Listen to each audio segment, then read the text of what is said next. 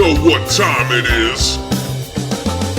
It's the Big Talk Guhcast with your hosts Barry Knob, Tom Jenner.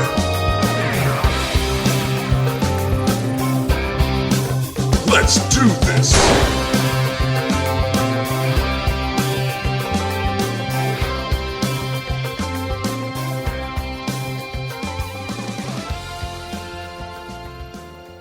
How you like that new music, dude? How you feeling about that? I'm feeling really good about it. Changing it up. I'm feeling good that we're on episode 6, the Mighty Mighty Bosstones.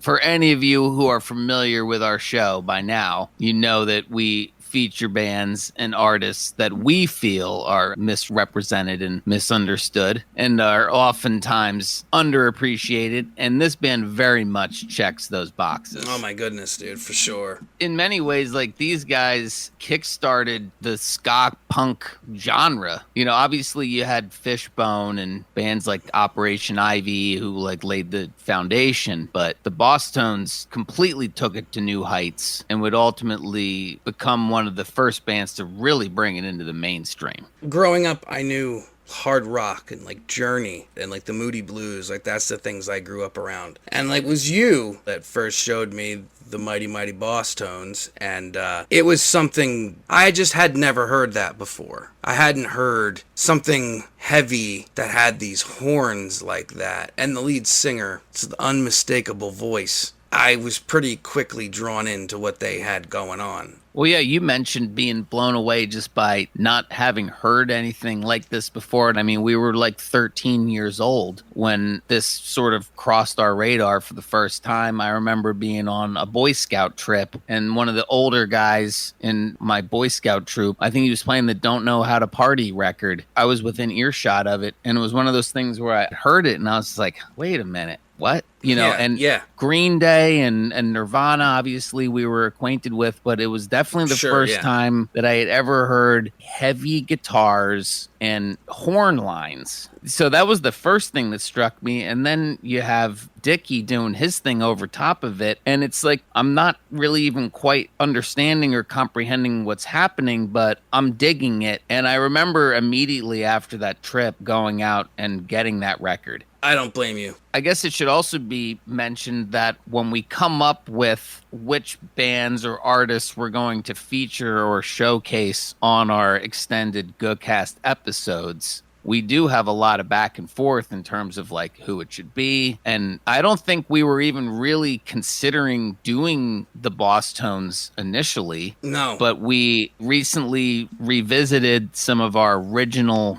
Guh tapes that we did, like 30 years ago now? My God. And we made it pretty clear a number of times that the Bosstones were our favorite band. It's stated as factual. Just for, knowledge, there was 10 episodes of Guh. And in 9 of those 10 episodes, we played the Mighty Mighty Bosstones. And it sort of tickled a fancy that I hadn't needed to scratch for some time. Well, that's the thing, too, because I think we really both had somehow let these guys completely fall off our radar. In a lot of ways. And it should be, of course, stated that to the listening audience, many of you who, when you hear the Mighty Mighty Bosstones, you probably know of them from one song. Of course. And this is probably one of the bands that I listened to and that both of us liked before they actually had a mainstream hit song.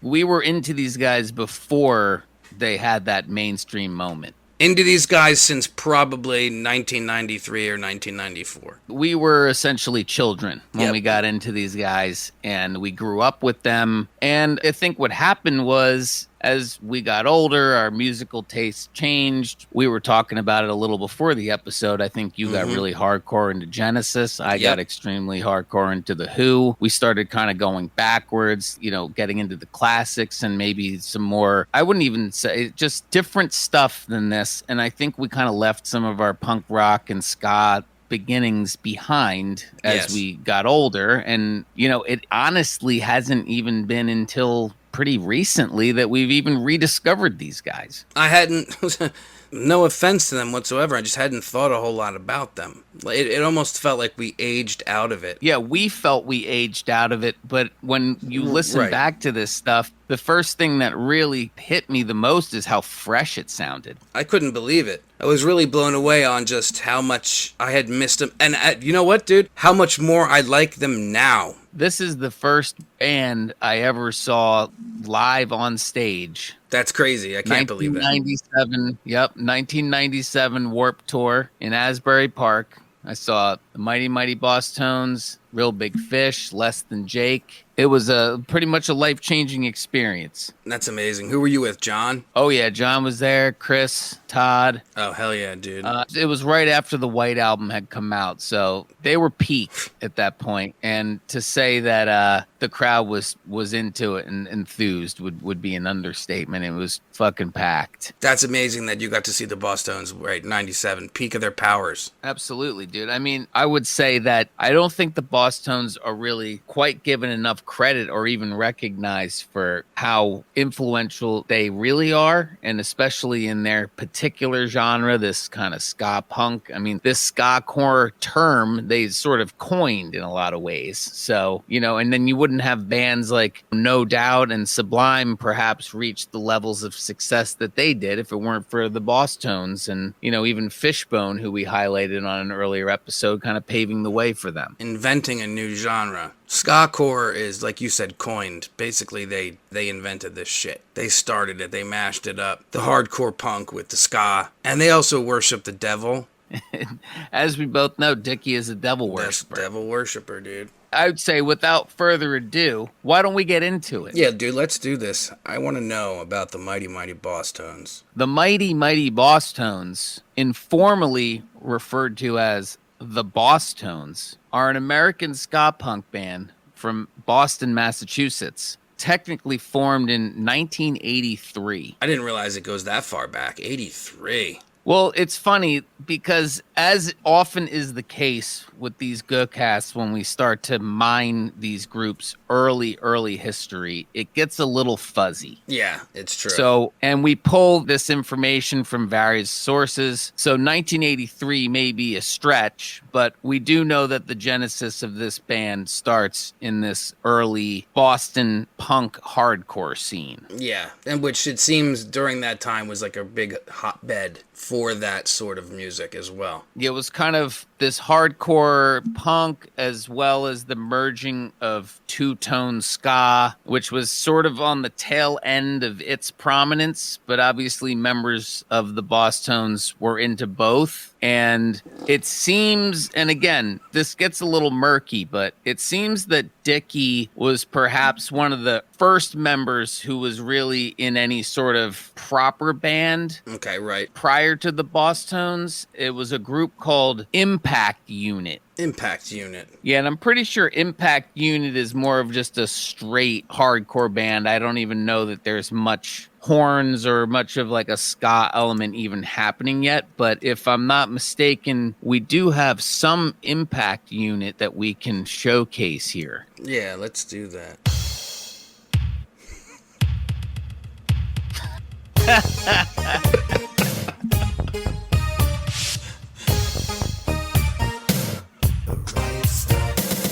You got me, dude. All right, dude, Impact Unit. Fuck yeah, let's do it. Because I was about to be like, wait, which one is this? First time was a great time. Second time was a blast. My Friend the Pit, Impact Unit. Let's just play track 1 and check this shit out. Night Stalker, 1986. It started similarly, dude. Boston Strangler! Elvis DeSalvio! I like it. The Atlanta Murders! It's Dickie. By some insane psycho! John Wayne Gacy! Now, when we say Dickie Barrett, of course, we're referring to lead vocalist of the Bosstones, Dickie Barrett, born Richard Michael Barrett. Richard Michael likes to go by Dickie. And this is from the first and only Impact Unit recording, My Friend the Pig. They're all insane. Only want to kill again, again, again. Here we go. Murder, God, dude. Bringing it. Yeah, dude.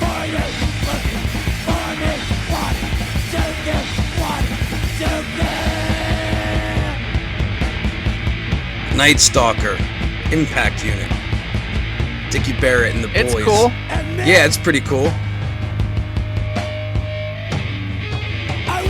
I mean, they definitely bring parts of this. There's elements of this in the Bosstones for sure, dude.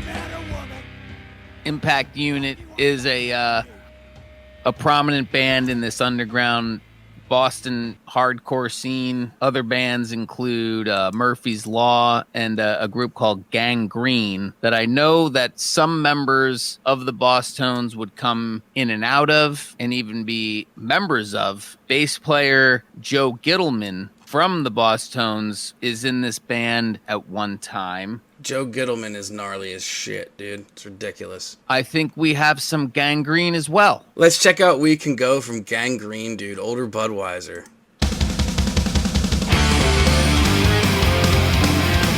It's punk rock. Yeah, this rocks. Yeah, it does. You had this album, didn't you, man? I think I did. I think you did.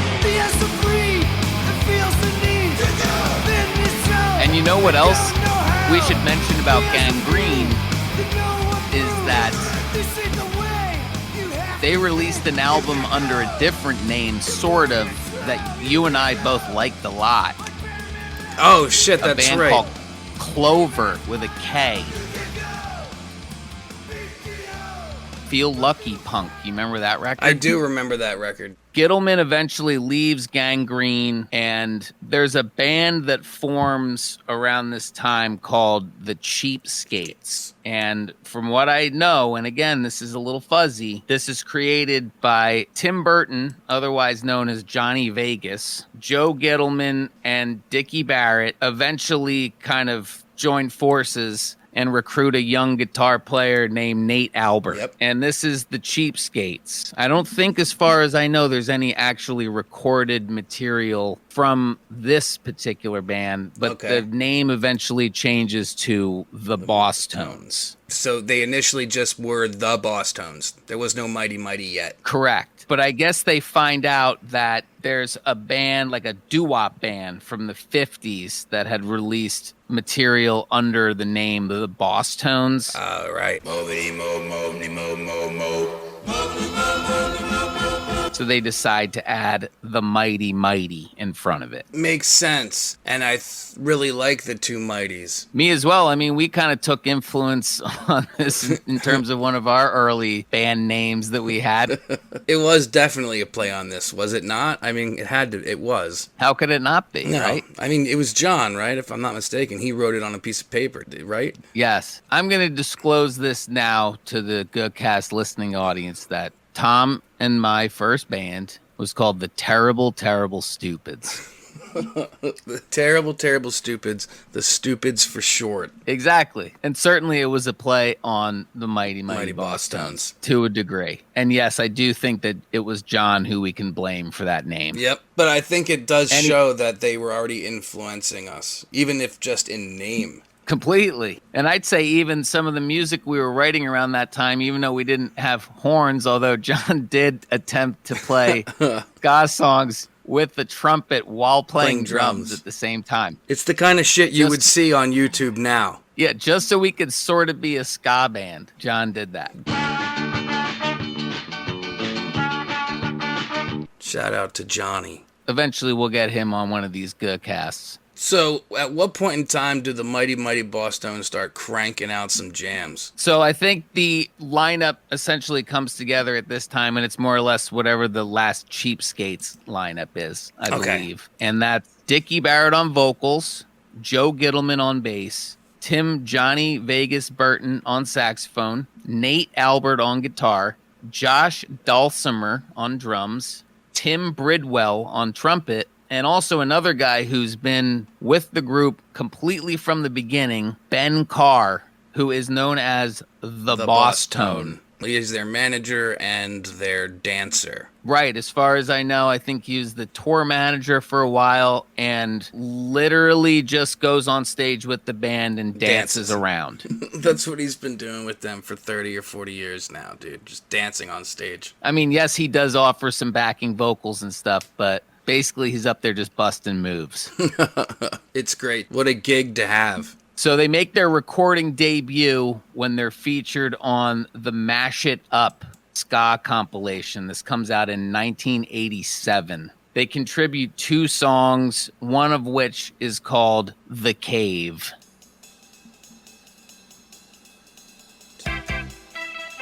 Bap, bap. Bap, bap.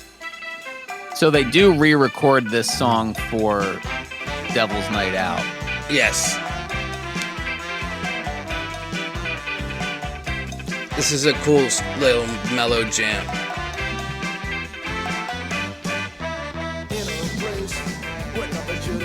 And it's obviously a little more of like just straight two-tone instead of bringing in like the kind of punk and metal elements that would come later.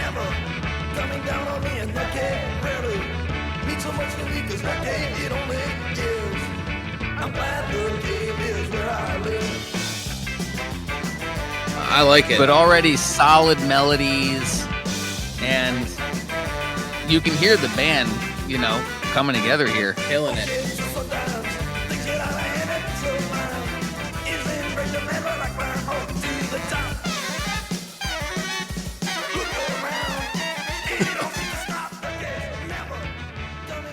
That's a jam, dude. Yeah, it is. And they go I like on that to song a re-record lot. it, yeah.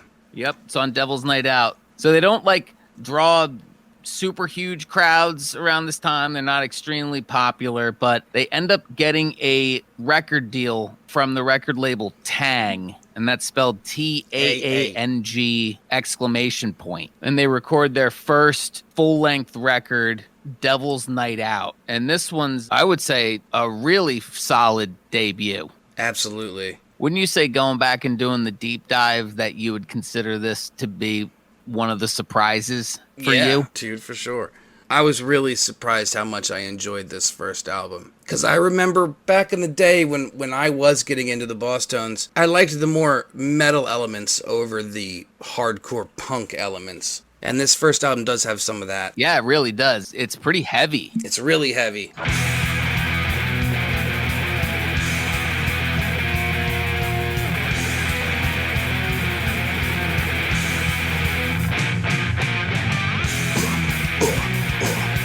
Yeah. Dude, that So rocks. this is produced by Paul Kolderi. That's Kolderi.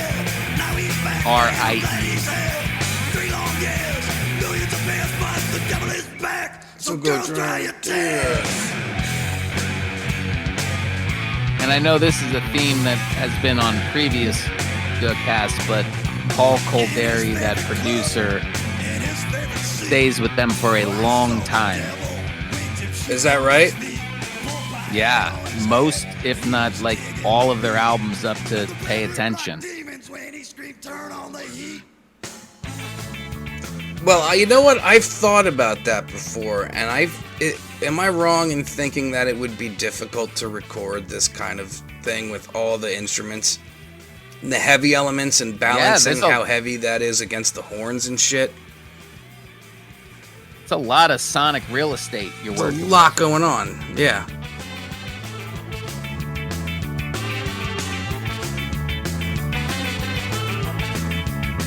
This album's freaking sweet. Yeah. Rocks. So they're like starting the whole wearing plaid clothing during this time. It becomes one of their sort of signature looks. And Yeah. even the cover of the album's like a, red plaid thing. The CD that I have of this is not this cover. It's like an alternate cover with the plaid background and the band standing on there. Oh, really? You have a different one? Yeah. There it is. There it is. Is it worth $100? Is that how much that shit's selling for? Oh, no. It's selling for $4, dude. That one right there. Gotcha. Yeah. Dude, they look like babies. They even put that guy on the fucking album cover. He just is the. How did that come to be? I'd like to know more about that. What, for this original album cover? That we're gonna have a guy that just dances. I think it's awesome. It is awesome. They felt they needed a dancer. If other bands can have dancers, why the fuck can't they? Who says they can't? I know we have some other jams off this record on the gold label. Oh yeah, dude. Haji. Oh, this is a jam. This is one of my favorite songs.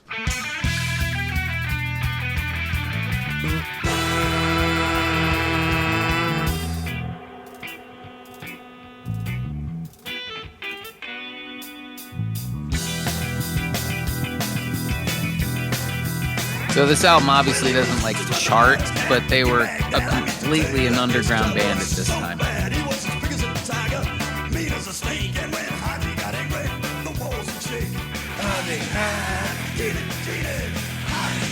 Shit. I think this album really kills, man. Yeah, and apparently Converse gives them a deal around this time to promote Chuck Taylor's. Sweet. So what, do they start wearing them? Yeah, they start wearing them along with the plaid look that they had going on. So they're kind of quietly trying to take some endorsements and make a little bit of that money come in. That's how you do it. That's how it's done. We should have done that, dude. What would we would? Dude, there's no shame in that. But it's just like, again, that goes back to what I was talking about with like underground bands and not wanting to sell out and wanting to keep your fucking credibility. Yep. And it's just like, but you know, at the end of the day, it's a living. You got to make money in order to continue doing what you want to do, which is like make music. Yep. So like the expectation that bands and artists shouldn't be able to make money like that, it's ridiculous. You know what I'm saying? This whole concept of not being able to, like, not selling out and all that. I remember being a dumb kid and thinking about that, like, oh, they sold out. It's like, oh, you mean they're making money? Yeah, doing the right thing for their families. I say this in a previous episode. So they can make a living. Forget that it's a job for them. Like, that is how they make their living. You should pay for their services. Yes. Was there any singles off of this album? There was not. Obviously, we should play Hope I Never Lose My Wallet. I wonder what the first Bosstones song was that you showed me, because it would have been you that showed them to me. Well, I know this one was played on a pretty early Guh. Yes.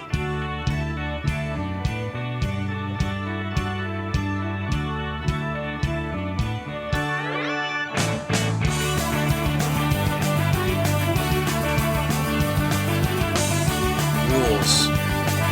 Hell yeah.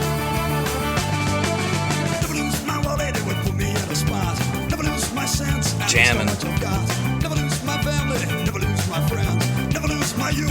I hope it never ends. Hope I never lose my wallet.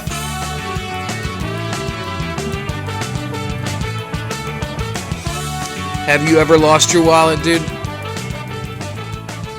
I have, and it's one of the worst feelings. Yep. How much money did And you it's have so in it? fucking annoying because then you have to get a new license. You got to go to the DMV and do all that. You got to cancel all your credit cards and your debit card, and you don't want to lose the wallet. Nope. I remember one time I lost my wallet and I had $50 in it. Oh. And then the wallet magically appeared later in the day, like in the house, and the $50 was gone. But you still got robbed. I still got robbed. This took a turn, dude. Are you stewing on the wallet now? Yeah, man, I want my money back. It's been like 20 Well, years. if you think you know who it is, then maybe you should confront that person and be like, hey, you remember like 20 years ago when you took my wallet, took that $50 out of it? Let me get that $50 back, you son of a bitch. So by this time, Tim Bridwell had left the band. So he leaves, the trumpet player, and he had a pretty cool little showcase there on Hope I Never Lose My Wallet. I enjoyed that little thing. a little bit. Yeah, So he gets replaced by Dennis Brockenborough that's right. and also Kevin Lanier. Dennis Brockenborough plays trombone and Kevin Lanier plays saxophone. And these guys stick around with them for a while. And they release an EP titled Where'd You Go? I remember I had this on CD as well, but it's like basically just a covers EP. Has a cover of Aerosmith, Enter Sandman, Ain't Talking About Love. Their Sweet Emotion is actually pretty interesting.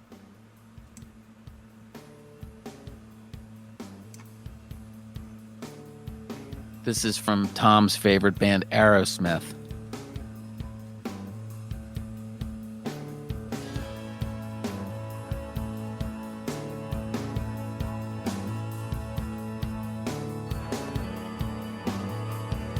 Would you say that you like this more than the actual song? Absolutely, dude. It's already better than I listened to the horns. That is pretty cool. Yeah.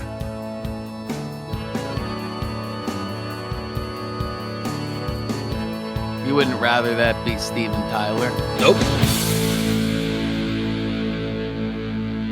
Absolutely not. There are things nobody can. We're all things nobody will. That actually reminds me of hell old school Chili Peppers in a way. Yes, I hear that. That's heavy. Yeah, it is, dude. Forget about it. That rocks. Bringing it. Dude, I think you sold me on this version. Fuck yeah. It's like thrash. 3 times as fast.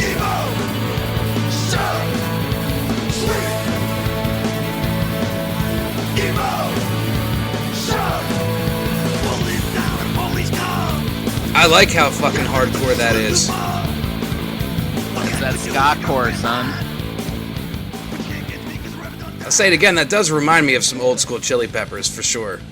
Before that son of a bitch, John, shows up and fucking ruins the band. That's your other guy. I used to Eventually, love we're that. going to have to showcase the Chili Peppers, and we're going to have to. They were a very formative band in our development. Big time for me, massively, all the way up When to One Hot Minute. when I first met you, your favorite band was the Chili Peppers, like no question Hands about it. down, favorite band. One of the first conversations I can remember having with you is that you talking about how you wanted to get the Chili Peppers tattoo on your wrist. Yep, I never done did it, but I wanted it so bad I used to draw it on myself. I was fucking in love with those guys. So again, we mentioned that was from the Where'd You Go EP. And in 91, they go out on their first full U.S. tour. And it's during this first leg when they lose drummer Josh Dulcimer. And he leaves the band to go to college. Oh, What a loser. fucking bum. He could have been a fucking star. He could have been on Let's Face It. No, but, he was good. I enjoy his drumming. Yeah, he brought it. But he's replaced by Joe Soroy, who goes on to continue to be with the band basically until this day. Yeah, that's the guy I think of and see in my head when I picture the guys. Yeah, and Joe's one of Dickie's friends that he had met earlier, so Dickie gets him into the band, and he immediately joins them to start working on the second album, which is More Noise and Other Disturbances.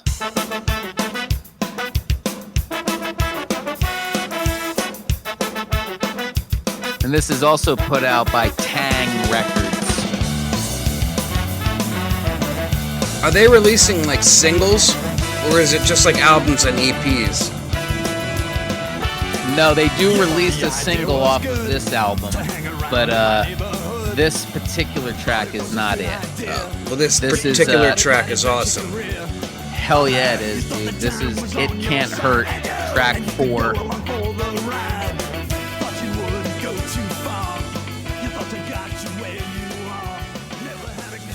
And this is also, again, produced by Paul Colderi. Listen to that bass line. Dude, it's out of control.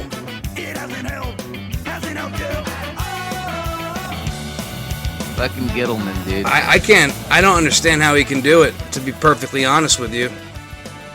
He's way beyond me. I couldn't even dream of it. It isn't happening. He is incredibly underrated as a bass player. In fact, when you have these lists of like best bass player and this and that, his name never comes up. No, that's and a not good only point. is he a ridiculous bass player, but he wrote or co-wrote most of their material. Yep. Like Joe Gittleman, in a lot of ways, is the Bosstones as much as Dickie is. 100%. This is More Noise and Other Disturbances, released in 1992. And the first single released off of this is Where'd You Go? And I think I've heard you say that you think this is probably their best track. It's probably my favorite song. I mean, it's arguably their best track. It always puts me in like a good mood when I listen to it. It rules. The drumming. You got Joe Soroy immediately, his presence is being held. Dude, he locks in with the other Joe. Again, here's another guy. That's another guy nobody talks about. As far as best drummers and shit. This whole goddamn band is underrated. Awesome. Hell yeah. I wanna know. I love Dickie's voice. I think it's unique. No one sounds like Dickie. Nope. And if they did, they ain't playing this sort of music. Some gutter like somehow metal trash. He makes it melodic, but he's also kind of grunting and growling. Grunting and growling in tune. Correct. It's not just like guttural.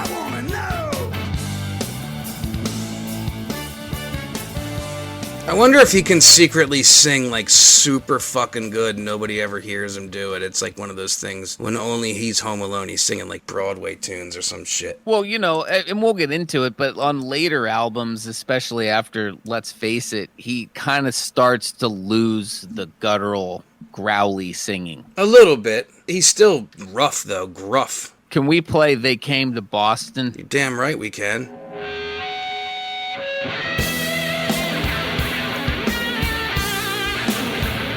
This is a great album. The whole thing is good. And this is the last song on it. And people might be hearing it now and being like, what's happening? And then here we go. Yep. I love the horn line, dude. Me too, man.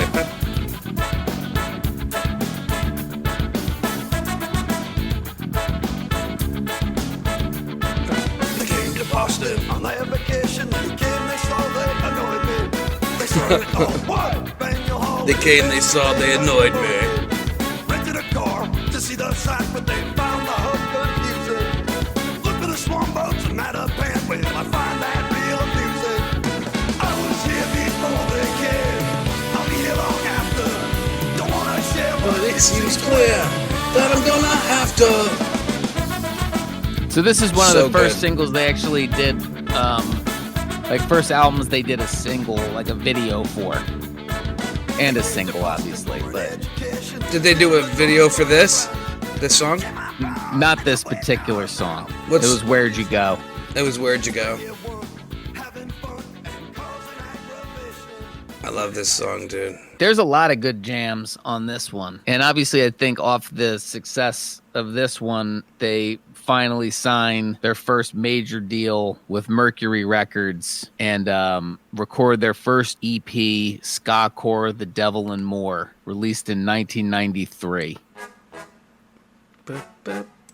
Oh, man, dude. This is a banger.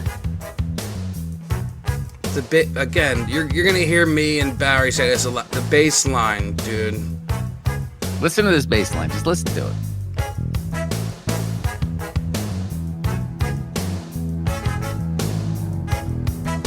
Gnarly, man. Bring it in.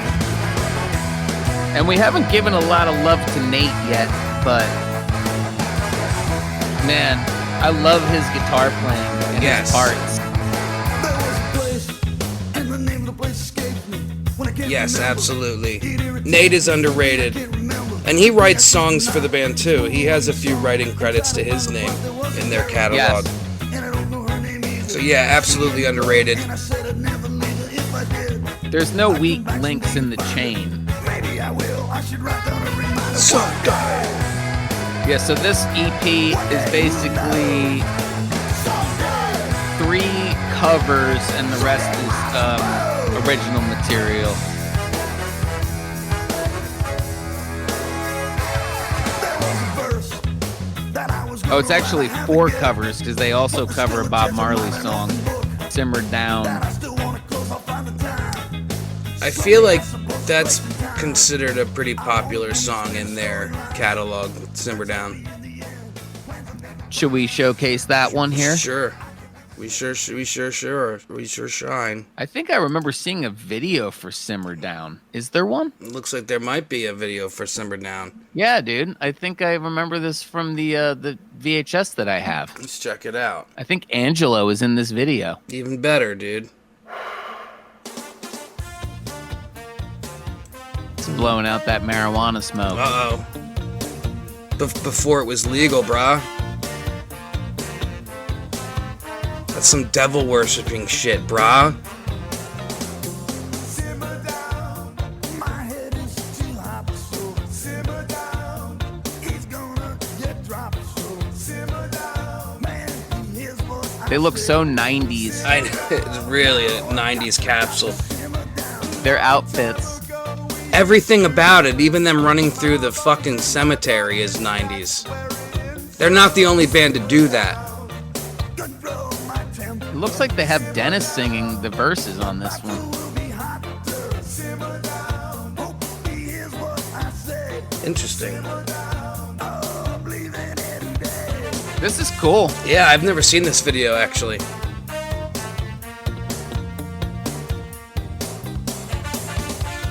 There he was, dude. There Did you he see is. him? You Yeah, see him? I saw him. We both got really excited at the same time. Of course we did, dude.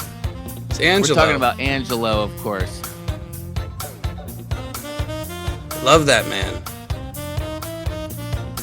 Legend. So Skacore, The Devil and More comes out in 93. Their first release on a major record label. I don't think we have any chart success yet, but we're getting there. Slowly but surely we'll get there. They then go on to record their first full LP for Mercury Records, Don't Know How to Party. But this is what really got me into the band, man.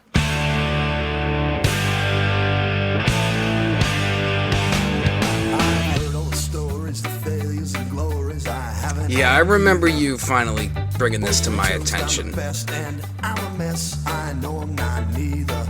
You can also hear that the band and the recording, the producer, everything is getting better as we My highs were move on giant here. size.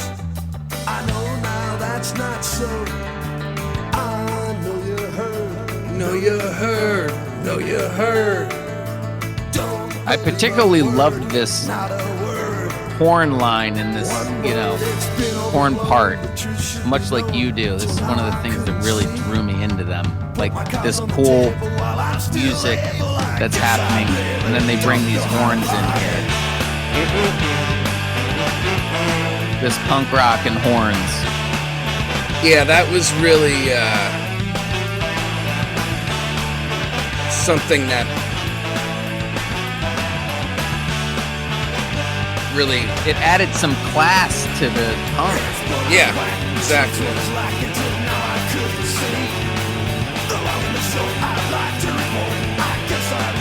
Don't know how to party. Selling himself short, man.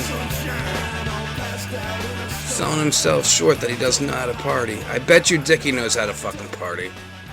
I would definitely party with Dickie back in the day. Absolutely. I remember you showing me Holy Smoke. Dude, that... This one sticks out in my head as a song that you showed me pretty early on. Like, dude, I gotta show you this song. I think I still to this day put this in my top 5 of Bosstones It's up there. songs. I like how he goes kind of like sharp on this last note. Yeah. Burn.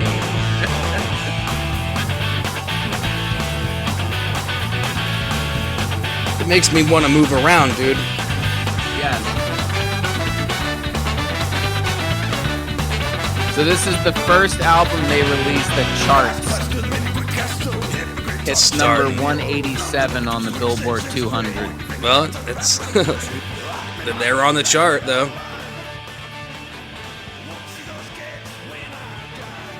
Oh, I love that chorus.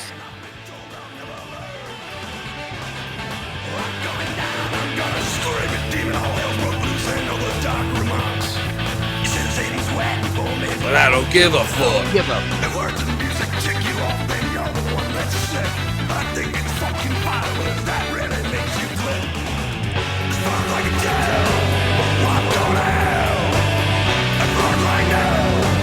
It's where I'm gonna go. I'm going to hell.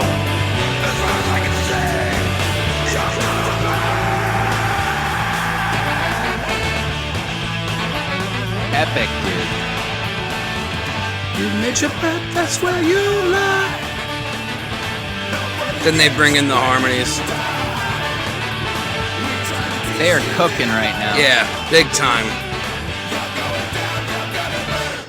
Dude, that is a jam. Definite. They would jam. release singles from this album, the first one being Someday I Suppose. The version on this, I'm pretty sure, is the same one that's on Skacore, The Devil and More. It's Right. just like mixed slightly differently. And then Don't Know How to Party, which we played, is the second single. I'm sure there's one more track at least that we should probably highlight from this record. It's going to be hard to choose, but I think we got to play Illegal Left.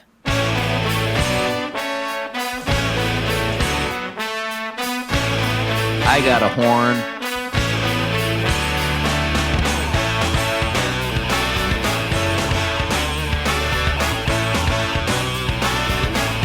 Nate's cooking back there.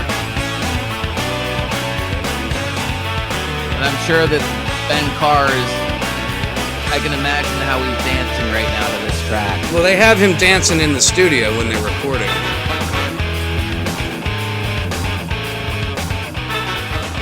Illegal left on Sunday morning. On the corner I was warning.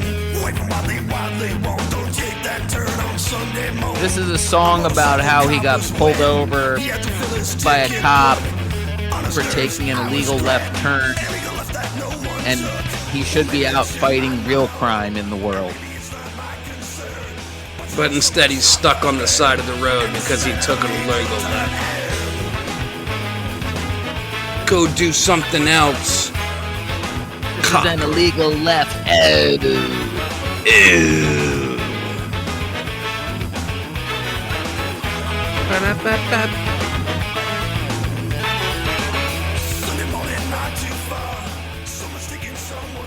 Yep, I like every single one of these songs. This is pretty much actually a no skip album for me. More or less. When I rocked this one, and I realized that could be partially because of like nostalgic, feelings towards it. But I truly think this is a great record, and we should definitely play another one of their highlights. Almost Anything Goes.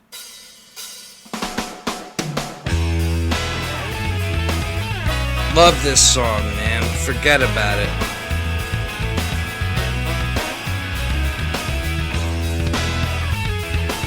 Also on an original Guh, if I'm not mistaken. I believe so. 4:30 in the morning.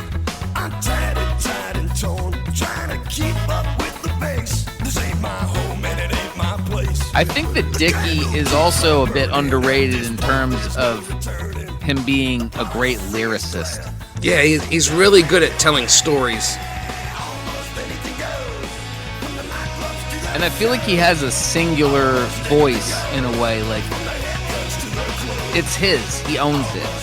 Sure, yeah.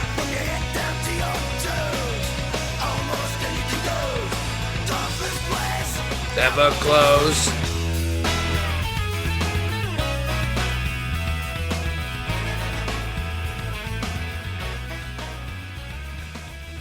I'm jamming out. The bass line's sick, the guitar line's sick, the fucking horn line is sick, and then Dickie brings it in and he's sick. Don't Know How to Party is really their Sick. first brush with success. They're inching their way, dude. Yeah, because even the video for Someday I Suppose is getting played on MTV.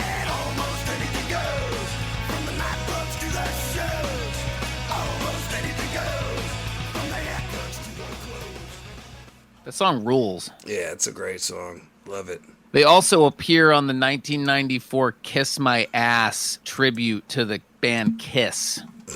And they covered Detroit Rock City. I'm not really a big fan of Kiss, personally. I know that's going to maybe alienate me from some of our listeners, but I think that I missed the boat on Kiss. I don't really like Kiss all that much, but Lick It Up is funny. It's funny. Yeah. I wouldn't necessarily say it's good. No. Been watching Three's Company. Hell yeah, dude.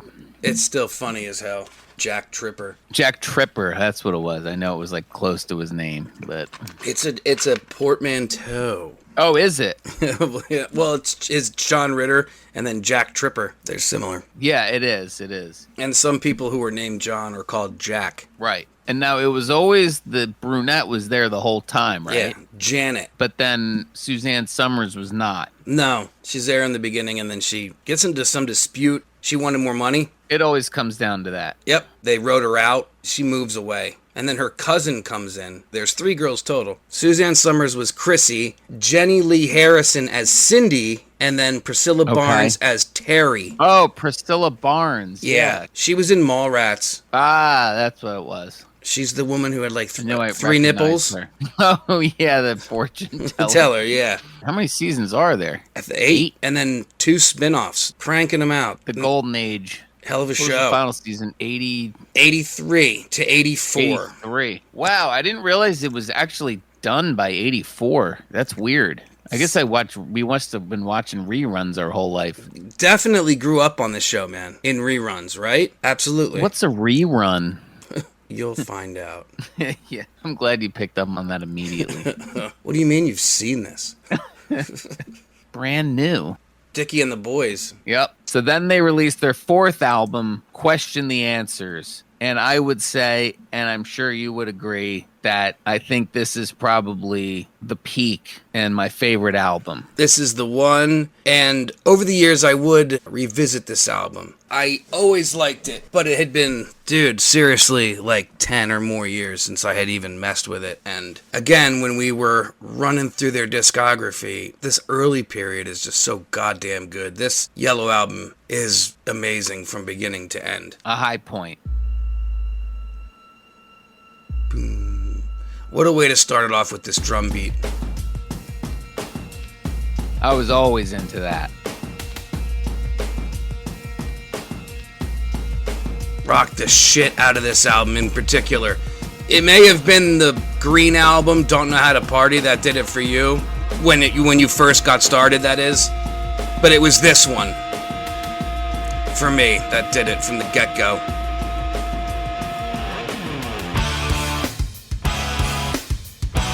Bring it in. Like you said earlier, Nate, underrated. Completely. So they released Question the Answers in October 1994. And again, I think they continue their success. I think we could also mention the fact that they make their network television debut on the Jon Stewart Show. Lawrence High alumni. Yep. Oh, dude, I talked to Jon Stewart on the Howard Stern Show. Didn't you just recently find that? I did. I should splice it in. Yeah, dude. Just wondering why his show got canceled off MTV. You're right. No one watched it. Is that really true? No one watched it? No, it wasn't. It didn't get canceled off MTV. They got bought by Paramount, and then it got that's right. canceled on That's right. syndication. And I also want to say I went to the same high school as you. Lawrence High School? Yes, I did. Oh, good man. You're very lucky. Yeah? But not in the same year. No. No, I can't imagine. That fella sounds young. Yeah, Congratulations. you don't have gray hair. Oh, no. Okay. Well, he does, but he hides it. Here we go. The Mighty Mighty Bosstones on the Jon Stewart Show, bro. Folks, it's time to get out of your seats and into the pit. We've got the right Let's check band this for it. out. Tonight, making their national television debut, performing Kinder Words. Uh-oh. The album Question the Answers. Nice. It's the Mighty Mighty Bosstones.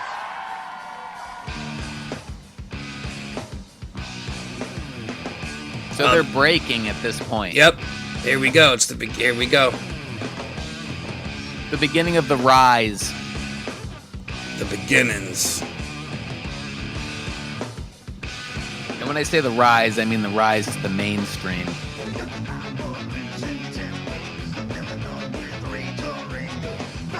Ben Carr, it's amazing. He's busting the moves out, though. He has Always a, was skanking. and he has a microphone up there. I believe he does do backing vocals, yes.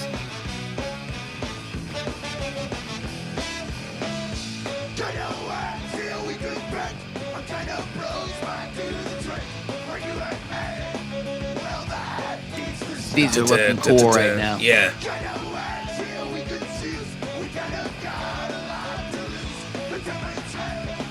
They sound good. Dude, they're bringing the heat. This is national television, so very nice, boys. They rose to the occasion.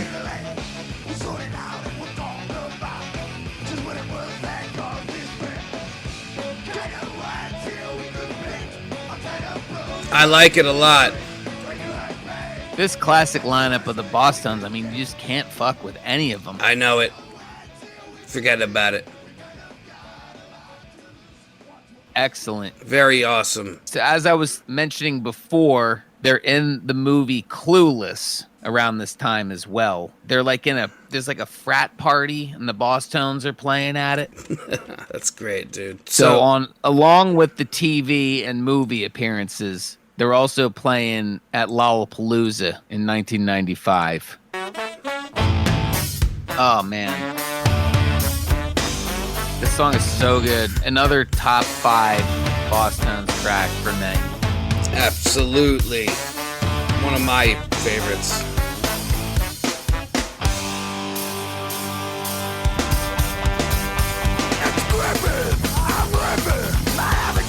That drum beat drives me crazy. Yeah, they're playing around with different odd time signatures.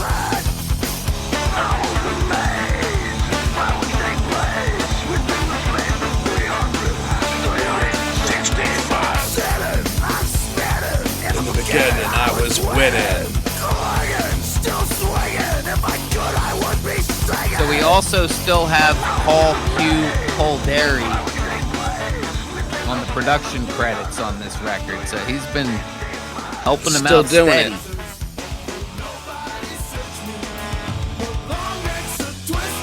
Still doing it. And getting better. I think this album was recorded at a few different studios, though, because there's multiple production credits on it.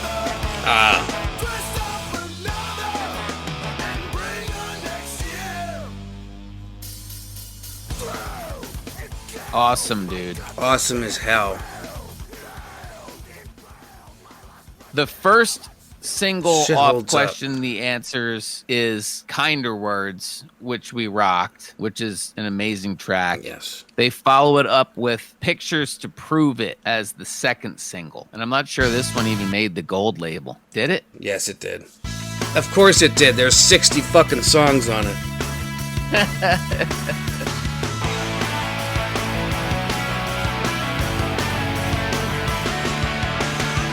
Well, you insisted the day you walked away. Great track. It's all easy on the ears to me. Yeah, it is. You're not here to listen, and we were never good at that. Set the record straight. We shared Question the something Answers great, hits even though 138 nothing's well on the US right. Billboard 200. Moving up. Were they 187 last time? Yeah, something like that. Number 4 on the US Heat Seekers album. Oh shit, dude. On Seeking Billboard. heat. They are seeking heat. Dude, did you ever hear about the Billboard Heaters. situation with the chart positioning on Billboard? No, I don't Where- think so. Where before the SoundScan era, they were essentially just making it up. No. Yeah, dude. Like, until they could scan the records, like the barcodes, they were essentially kind of just guessing. In a lot of ways, it was completely corrupt, and they were just putting records up higher than they really needed to be. Because they had no way of Or- really tracking it. Exactly. They could maybe track how many they pressed. And maybe how many were sent back, and like I'm sure the labels knew how well some Right. of these albums did, but in general, the fact that they didn't have barcodes and a way to completely accurately scan and figure out how many units were actually sold, it was kind of just made up. That's fucking crazy. And when did Right? that stop? Well, I think the first year that they did SoundScan was 1991, I Wow. want to say. And I think the first album that hit number 1 after they did SoundScan for the first time was Slave to the Grind by Skid Row. What? Really? And also, I had read that prior to this change, they just assumed that albums, when they came out, they would like progressively and steadily increase in popularity and in units sold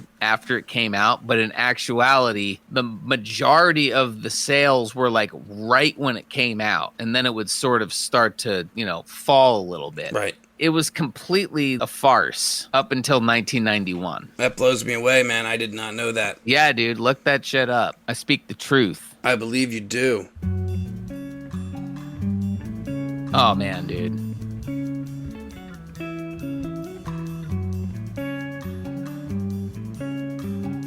I know I can say with certainty that back in the days of the original Guh,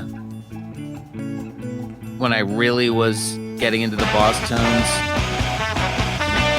this was my favorite song from them. Is that right? Wake up Yes. and shake myself out of I would always start my Bosstones compilation cassette tapes with this song. down in my head and then Another awesome bass line. on the double. No time to slack, attack, and It's a tackle the quintessential trouble. Shake tune myself from this out of band. bed again. No time to stop and assess. Can't let it grind you a hole. Can't stop and look at the mess and then find out it's my fault. Amazing. I can't stop This album, part of it was recorded at Studio 4 in Philadelphia, Pennsylvania. Look at that. Oh, damn. I gotta jump through the hoops.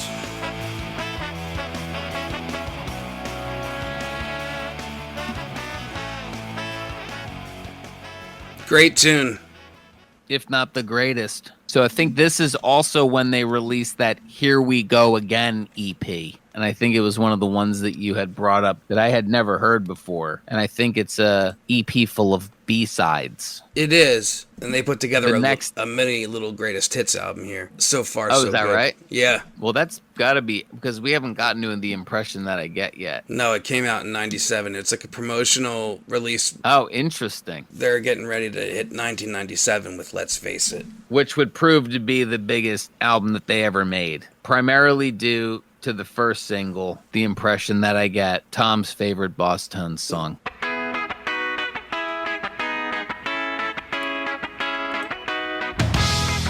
I don't think it's their best. It's not their best song, dude.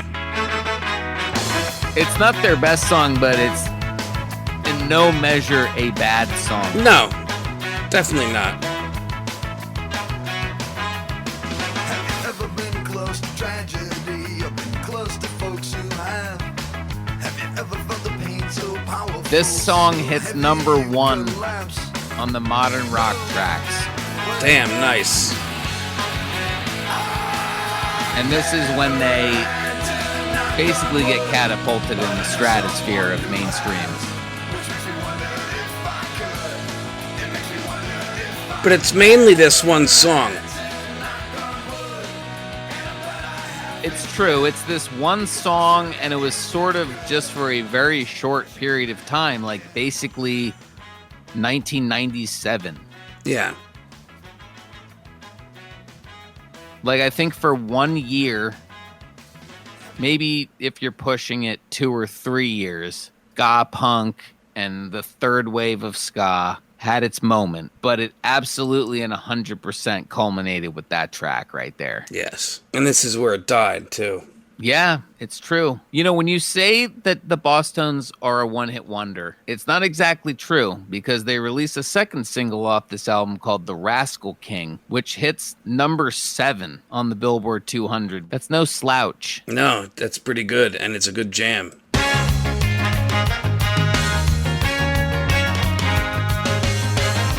This album is still more ska than punk.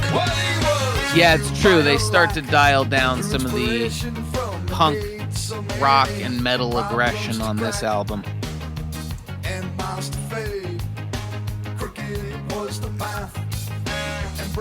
The album itself does pretty well, though, and hits number 27 on the Billboard 200, which is a very good showing for just like an underground sort of punk band. Yep. Really good. Good job. Their only album to enter the top 50. It has also been certified platinum.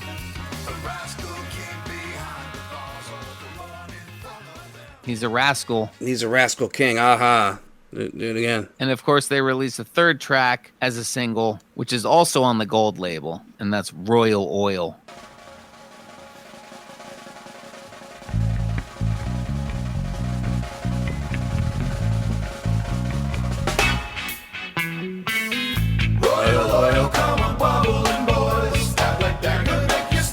It's funny because this album does sound a bit more slick than their previous records, but it is still the same producer. Well, they just changed up their sound. Right. They made a conscious effort to be a little less heavy and rock and a little more kind of lean into the ska two-tone aspect of the band a little more.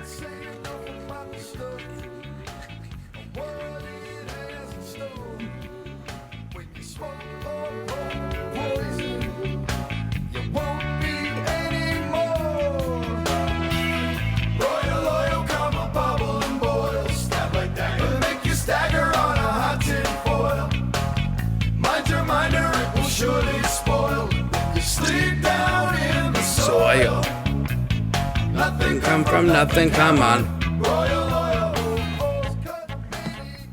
I think this album, it was obviously pretty well reviewed critically, but in some cases I think people thought they went a little too slick on the production. I know that you feel that way. I do. I mean, recently when I went through all the albums again, this album is really fantastic. But when we were growing up and this album hit, I still was more drawn to when they got heavier. So this was the beginning of me kind of phasing them out. And the impression that I get became such a big song that it just burnt them out for me. And it almost burnt out the whole album. It's true. And, you know, these days I will still get excited when it comes on the radio because it's still the Bosstones. Do you know what I mean? Yeah, and like, man. I'm not going to necessarily always leave it on, but I'm still happy that that song and just them in general are being played. I hear that. They just have such a wide array of songs that they could play that they don't. Even Rascal King, go ahead, play that. And That Bug Bit Me.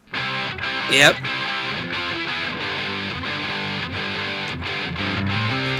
I mean, this one's rocking.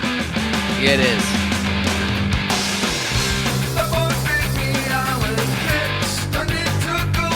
It's just a punk jam. But also just a catchy, good pop song.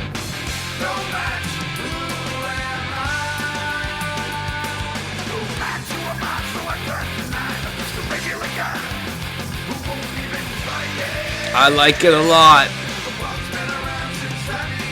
It's no wonder that this album did as well as it did, because in many ways it is sort of the top of their game in terms of their songwriting. Maybe it could have been produced and delivered to the public in less of a kind of slick and sterilized way, right? Yeah, I think it would have appeased and made their fans happier. But at the same time, it got as successful and as popular as it did because of that choice to make it sound that way. Any other ones you want to rock off this one? I like Desensitized a lot. Let's do it.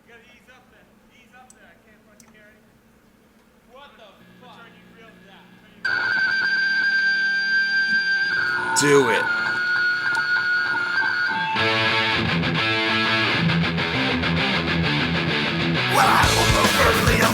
Johnny Vegas with a writing credit on this one.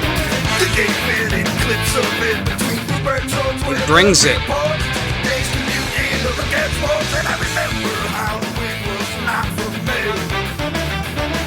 It should be pointed out that we still essentially have our core lineup on this record. And the next record, Pay Attention, is the last time that they have the full lineup intact. It's a shame. Because I like this lineup. But this album did gangbusters when it came out. Yeah, I remember it being huge. In a lot of ways, completely paved the way for bands like Real Big Fish. I remember getting huge into the Bosstones, and we took a trip into Princeton, and we went to the Princeton Record Exchange. And do you remember that other store that they had down the block from Princeton Record Exchange? It was called like Vibes or something. I do remember that. Hell yeah. Yep. You remember that place, Yep. dude? I remember we went in there, and they were playing the Real Big Fish album. It was one of those times where I had to walk up to the front counter kind of like sheepishly and just be like, what are you playing here? He's like, this is Real Big Fish. And I was like, sold. And I bought it because I was just into this shit at that time. That's how music used to be, dude. You'd buy it. You didn't just stream it for free. And that's another thing, dude. That's another thing that's missing from maybe our society these days, is that we could have an experience like that back in the day where we were going out into public and going into like a marketplace to buy music. And we went there and we were exposed to it and we heard it and we were like, huh, let's get this. And also you're going in there and you're making choices based on maybe the way that the album cover looks, or someone in the store tells you that it's a really fucking good album, you know? And it's like, we don't really have that anymore when you're just online scrolling through shit. Yeah, it's definitely missed. I miss it for sure. And I just miss, flipping through the rack and looking at the bargain bin. That's usually where I went hunting, in the bargain bin. Oh, yeah. I still hunt, and it's probably still left over from these days of old, where it was just you'd be going into a store and, this is the only way we could really get the music that we liked. It wasn't, you just don't, there wasn't like a phone that you went on, or there wasn't some streaming service that just had every fucking conceivable album that's ever been recorded in the history of music right at your fucking fingertips. Yeah, that wasn't there. Not that I remember anyway.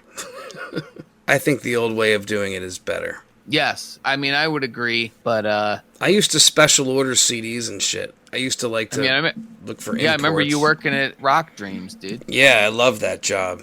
One of my favorites. Such good times. And I was exposed to music constantly, and I was spending all my money on fucking CDs. Metallica, Motley Crue, Van Halen. I feel like it's almost like music doesn't have any monetary value anymore unless you go and see it live. Yeah, it's weird like that. The only value it has is the statistics of the people that it pulls in. Right. And that data. Got the cookies cooking in the oven, dude. I get it. It's good. I sent you that text earlier, and I'm like, are you good for some dicky? Are you good for some dicky later? And I was like, what the fuck? Let me tell you something about the Mighty Mighty Bosstones. I seemed to kind of lose track of them after Let's Face It. So when we went through them and started re-listening to their shit recently, I was ridiculously surprised how much good stuff there still was to come. Yeah, no, you and I, in the same sort of way, I think we were huge into this band around Let's Face It, and then some time passes. I think I did buy the Live at the Middle East record that comes out after it, and I bought the Video Stew, the VHS tape that came out with all their videos on it, but, they took a while to make their next record, and in that amount of time, especially considering our age, like, we did a lot of growing, and unfortunately, we kind of grew out of them. Yeah, I just started getting into progressive rock, mainly Genesis consumed my world, and I think I already said this, but it just felt like we kind of outgrew them. I realize now when I listen back to them that I was wrong, but at the time,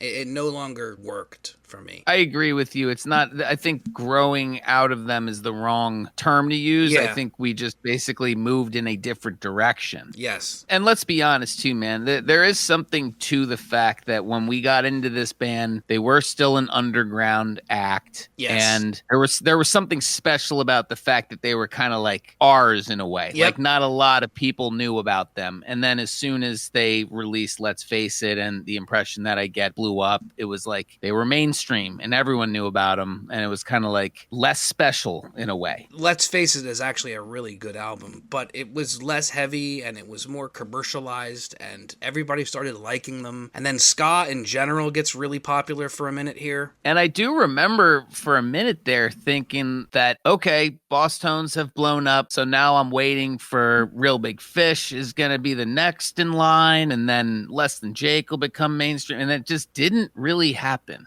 Obviously we've mentioned it before as well, like No Doubt became really popular, and they were sort of from this California ska scene, but they moved in an obviously more pop direction as well. Sublime was very popular, but then I think they may have also blew up partially because of the death of the lead singer. So ska as a genre, at least the third wave, sort of petered out after the Let's Face It record. Peak. But that doesn't mean that they stopped releasing records or being a band, of course. Let's Face It comes out, obviously a mega smash, and then capitalizing on the popularity of that, Mercury puts out a live album called Live from the Middle East. This comes out in October of 98. Actually a really solid live album, and I think it captures the live energy really well. It's recorded at the Middle East, which is in Cambridge, Massachusetts, sort of their hometown, where they do the hometown throwdown, or they did for a while every year. Yeah, that thing was epic. And but do you think that this is what the fans were really hoping for to follow up Let's Face It, was a live album? Well, I mean, they've been obviously touring and recording albums nonstop, so it could have even just been the label's way of like, because the band was so popular and had done so well with Let's Face It, they wanted to rush something out. And obviously the next record wasn't ready yet, so they put this live album out, and it's good, but obviously it's not going to satisfy the needs of fans at this point. No, I would think it wouldn't satisfy the people who only became fans because of Let's Face It, because I find that their older stuff is more aggressive and heavier, and I don't know how many of the people who specifically loved the impression that I get loved some of the heavier shit. Yep, and actually the live album's pretty heavy, like it's pretty rockin'. Yeah, I would imagine. Sure. So after the live album, they contribute a cover version of the song Rudy Can't Fail to a Clash tribute comp, and shortly after that, we lose Kevin Lanier. He quits the band to work on his own material. He is replaced by a gentleman named Roman Fleischer. Mm-hmm. So then that brings us to the year 2000, and they release the album Pay Attention.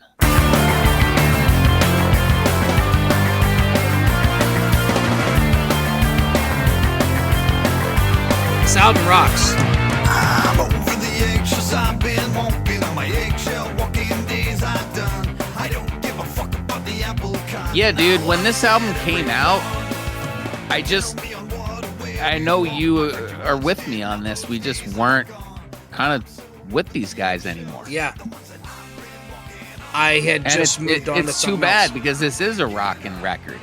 The whole album is really good and surprisingly good.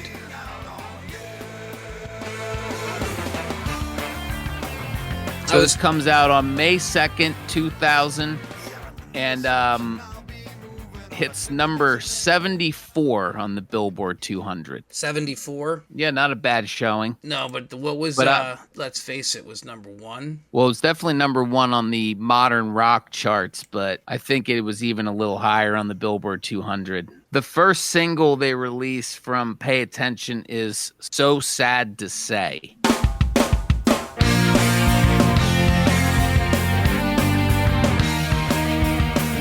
It's like a happy medium for me. Like if Let's Face It was sort of the more polished, this takes it back a step. You know what part of the problem with this album is, and I wouldn't even necessarily say it's a problem, but it's very interesting to follow the most popular record in your discography with an extremely long album. Like there's 16 tracks on this thing. Yeah, overstuffed.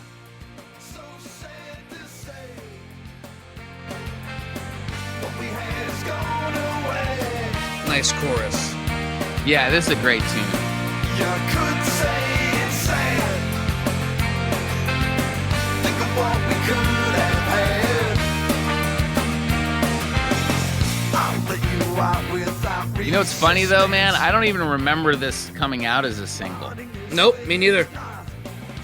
And I don't think I've ever heard it on the radio. So I don't think So Sad to Say charts. As we mentioned, the album does hit number 74. They release a second single, She Just Happened. It's a little 311-ish. Really good track. Yes.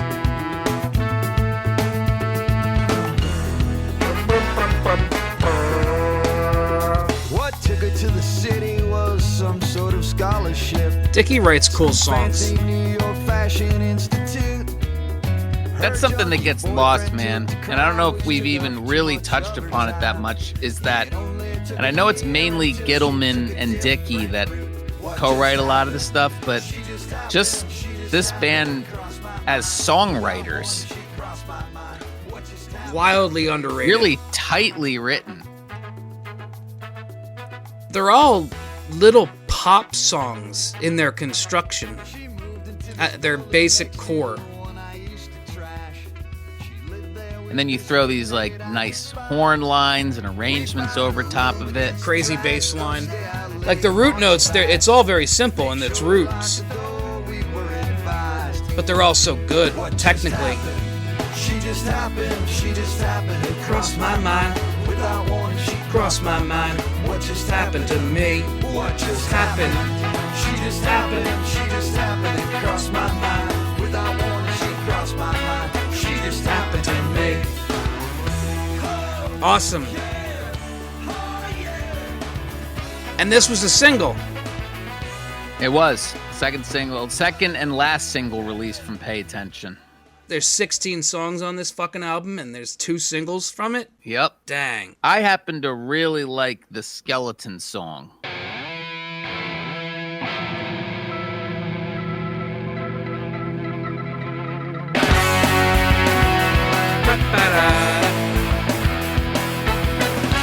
What amazes me is how they just keep bringing it. One day my skeletons appeared, And this is actually the last record that they have Paul Q. Calderi on production duties. Oh, really? And he basically was with them since the beginning.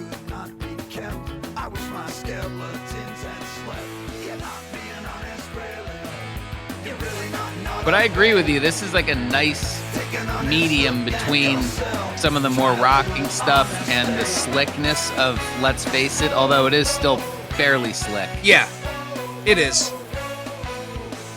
But it meets somewhere in the middle for me, which I appreciate.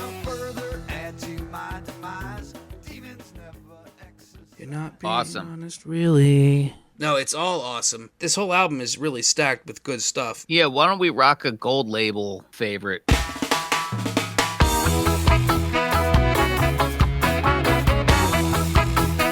reminds me of the Bone a little bit.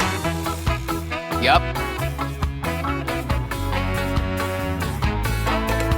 There is only guy that comes around from time to time. We're sure that he fought in the war in Vietnam. Most of what he tells us, no one's verified. So obviously, this does not sell quite as well as Let's Face It, and is ultimately the last record they released on Mercury. Damn. Because I guess Mercury merges with Universal, and I think that the band was maybe not feeling being on a major label at this point, and they actually would ask to be released from their contract after Pay Attention. Oh, okay. I see.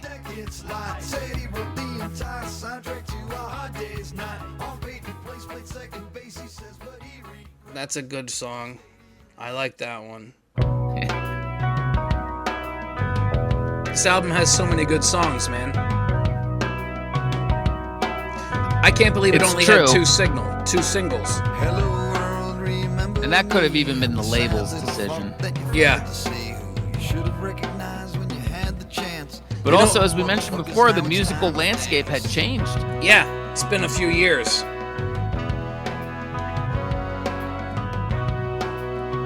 At this point, we got like Limp Bizkit and Korn. Killing it. And as we mentioned before too, like Wu-Tang, and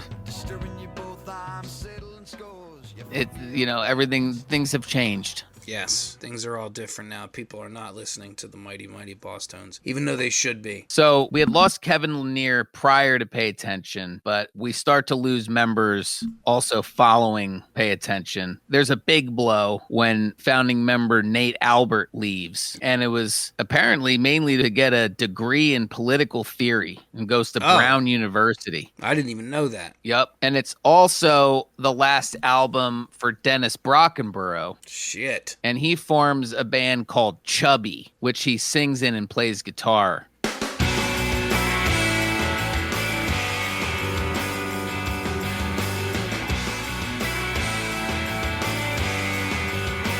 So this comes out in 2002. Pretty cool. Yeah, it's pretty cool. Sounds like alt rock.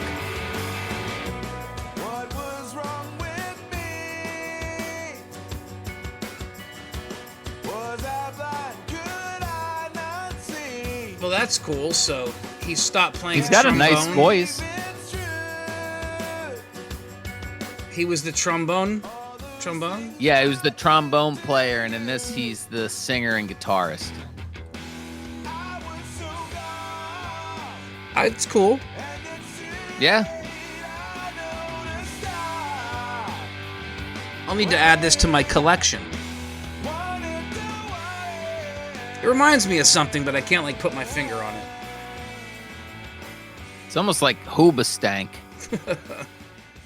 Nate Albert leaves, and he's replaced by Lawrence Katz. Dennis Brockenborough is replaced by former Spring Heeled Jack member Chris Rhodes. All right, now we're talking. Right? So Yeah. we have a bit of a revamp in the lineup. They re-sign with Side One Dummy Records. They're back on an independent label here. This is July 2002, and they release their next record, A Jackknife to a Swan.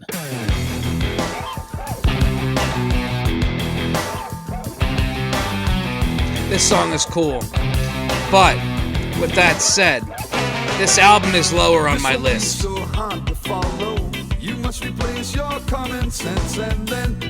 Yeah, again, I didn't get this one when it was first released, and I just recently picked it up for the first time.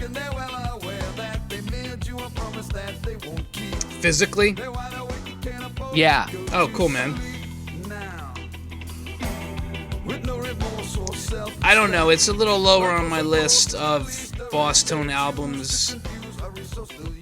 Just feels like they're recycling old stuff. And I think they were starting to feel the burnout a little bit. I bet. I believe it. They say this is the way that it's always been. They may let you in, but they'll never let you in. You know what, though? Despite all that, this album does do fairly well on the charts. Yeah, where does this one go?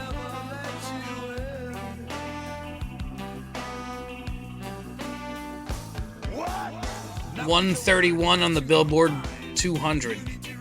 Number 9 on the top independent tracks. Yeah, it's honestly on par with what Pay Attention did. Yeah, it's true. I just don't think it's quite as memorable as Pay Attention is. Pay Attention has a lot of songs, but it has a lot of good songs. Yep. Well, the first single that they released from it, You Gotta Go, I'm actually a big fan of this one. I think it's one of their better tracks. Yeah, definitely a good one, dude. And you know what? I'm going to play it right now. Here we go, Barry.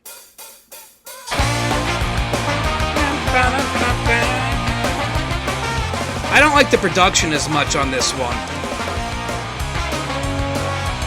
Yeah, who do we have on the production side of these things here? It's tell me about it. John Seymour and the Mighty Mighty Bosstones are credited as the producer on this one, but I hate to say it, but that's never usually a good sign.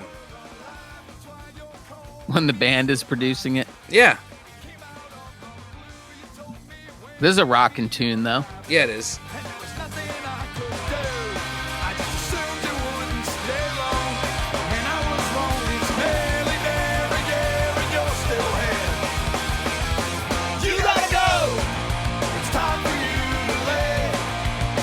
Still catchy, dude. Still good. The boys still doing their thing, even with a different lineup here. Yep. Still works for me, man. And obviously, we still have Dickie, we still have Joe Gittleman, Joe Soroy, and Johnny Vegas from our original lineup at this point. And let's, of course, not forget about Ben Carr. Holding it down. I like Everybody's Better. I don't know that we put that on the gold label. Is that right? I don't think so.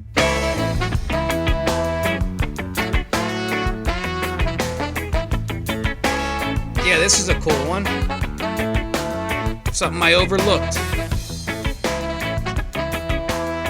Kind of brings a bit of their old school two-tone vibe back. Yeah. Everybody's better than I am. I think everybody's better than me. And everybody's swell, I guess they're doing well. Yeah, this is a cool little jam. Everybody's better than I am. So to promote this release, they appeared on the Late Late Show and More Sports with Jay Moore. I remember that.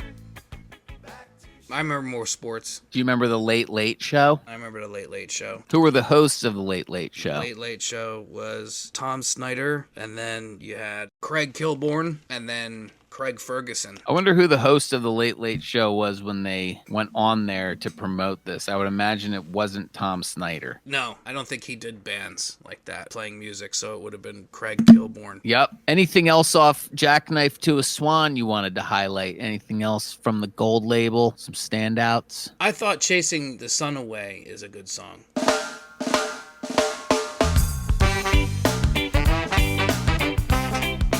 Yeah.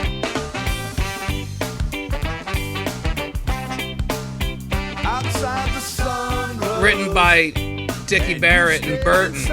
you kept your eyes closed. Johnny Vegas. The shades on your window. So it's not just Dickie and Gittleman that write. No, I think, Johnny Vegas definitely contributed to a number of tracks. Yeah. A core member.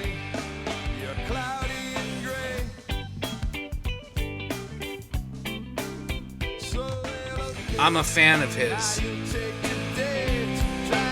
So, apparently in December of 2003, a little after the release of Jackknife to a Swan, they decide to go on a hiatus. Uh-oh. And I think the main reason is that they basically had been going nonstop since 91. And I think they needed a bit of a break, a little breather. And the scene had also sort of crashed. Yeah, I'd say the scene crashed more than a bit. It's at least, weird. At least from a mainstream perspective, you know? It wasn't just you and me who sort of moved away from it. Everybody sort of did. The world moved at a different pace at that time. Yes. Like, I almost feel like these days, trends in music, it's like there really aren't even that many trends in music. I mean, there's what's popular, which is pop and country and rap, but all of these things can very easily be emulated by artificial intelligence. Yes. To a really scary degree. So after they go on this hiatus, Dickie becomes the announcer on Jimmy Kimmel Live. Oh, yeah, dude. That's right. I almost forgot about that. And he stays with him for a while. Yeah, he's with that show for mad long, right? Yep. And he also becomes the host of a show on Indie 103.1 called The Mighty Morning Show. Didn't last for very long. Damn it. They basically like only a year. Dude, I wish it was still on. I'd listen to it. So Gittleman, he also forms a little side project called Avoid One Thing, and Joe Soroy is playing with other bands. So essentially they're taking a break. They're doing their own thing for a while. Hey, they deserve a little bit of a break. It was a nice run they had for a little bit there, but I think they realized at that point, like, the mainstream success was fleeting. Did that band that Gittleman was in, did they make any albums or release any material? I'm not familiar with it. I'm just curious. Let's take a quick look here. Yeah. All right, here we go. We got it, bro. Nice. Did you intimidate her? This is the original version of Lean on Sheena by Avoid One Thing. Let her use the phone. Were you Joe Gittleman. intoxicated? Amy Griffin. Past the point of knowing Dave what was Karsich. going on. Better yet, don't forget, leave the keys on the TV set, hoping you're gone. I've never heard of this, by the way. I didn't know that this No. one happened. Knocking back the maker's box, rounding up $1 for my buddy's car and lean on. They released 2 albums on Side One Dummy before announcing their own hiatus in 2005. Hold on to what you got. No, Yeah, this is cool. I like this. I'm going to have to add it to my collection. Do it. I'm just reading through what a lot of the members were doing. Oh, essentially now it's just they're all off doing their own shit. Yeah. Obviously, a reunion was inevitable, right? Well, they're huge. They were huge at one point in time and still very, very popular and famous in Boston. Yes, this is true. And when Avoid One Thing, Gittleman's band after the Bosstones, Right. that they were going on a hiatus, I think it became a kind of foregone conclusion that the Bosstones were going to pick things back up again. It was time. On October 11th, 2007, Dickie confirms what he called the worst kept secret in Boston on WBCN and announces that they are playing the hometown throwdown again at the Middle shit. East in late December. And then they release a record of B-sides called Medium Rare. And I think we have a track or two off this record on the gold label. Yeah, we do use a couple songs here. So we'll play This List, which is one of the new songs. Yep. Awesome band.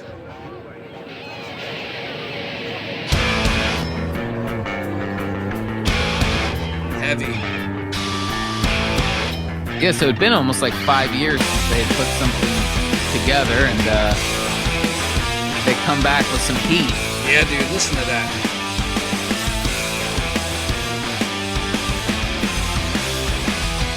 So this is essentially the same lineup that was on Jackknife to a Swan. That's on this particular track. I like this lineup, man. They still hold shit down.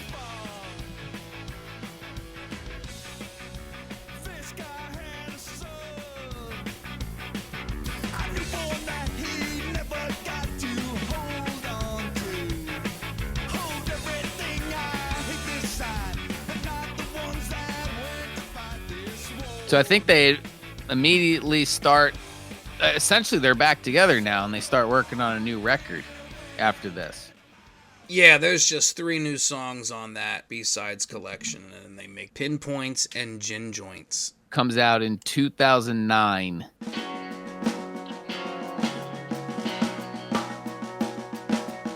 This song's really cool. Yes, it is. I wrote it with a golf pencil I pulled out of my blazer. In fact, I think this is one of their best tracks.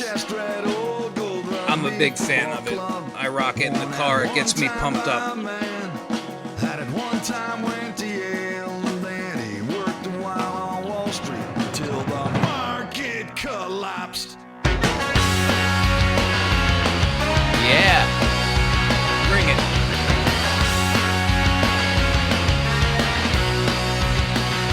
I was in a ballroom that was somewhere on the So this is southern produced shore. by Ted Hutt. Yeah, it sounds good. Most notable for working with the Bouncing Souls, Flogging Molly, and the Gaslight Anthem. Some other, I guess, similar bands, although I wouldn't put them in the same category as the Bosstones No, personally. no way. Nobody's in the same category as the Bosstones as far as I'm concerned. So apparently before this, they got back together and had 20 songs to whittle down for this album. They were blasting them out, dude. Rejuvenated. You know what it's like to be rejuvenated. Absolutely. After you hadn't been with the boys for a while and you Yeah. get together and you start playing and you feel that fucking magic and that energy again. It just Yeah, starts it's like- happening. Absolutely.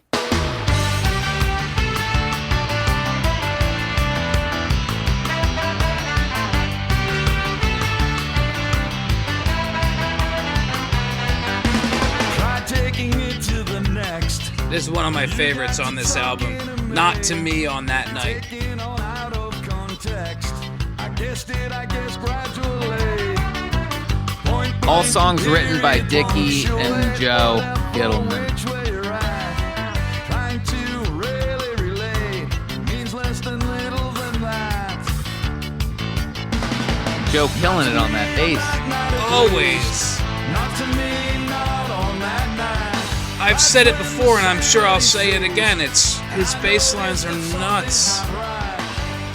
He never stops moving around. It means more than that though to me. I had to maintain and compose. The whole band sounds good. Yes, they do. And the production's solid on this one too. Like, you can definitely hear a kind of noticeable difference between Jackknife and this one in terms of the band being juiced up. Yeah, Jackknife came off to me as, especially in the production, as like sloppy. It just doesn't sound as tight. What else we got? The route that I took.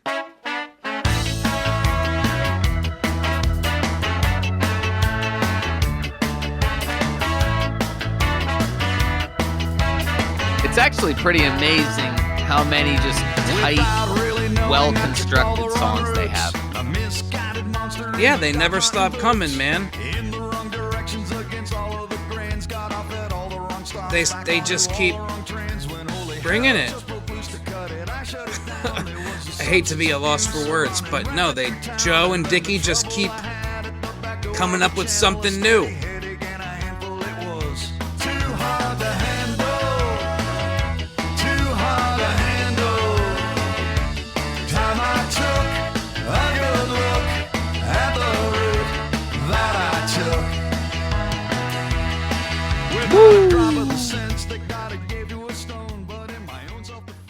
You like that song. I do. This whole album's pretty freaking solid, dude. I don't really like the album cover. I don't really like the name of the album either. But it is a bit of a sleeper, isn't it? Yes, the album itself is a bit of a sleeper, despite my stupid criticisms on the cover and the dog. No, I wouldn't say they're stupid. Like, that's not my favorite cover at all. Yeah. It's almost like a very 40s or 50s tattoo style. And maybe the dog doesn't look as good. No, it's not their normal dog. I don't care for the next album cover either, for that matter. Which we are talking about, The Magic of Youth. Comes out 2011. Also not necessarily one of my favorite Bosstones albums. But it is pretty good. And we still keep pretty much the same lineup from the previous album. So there's some retention going on. Yes, keeping the band tight. The Daylights.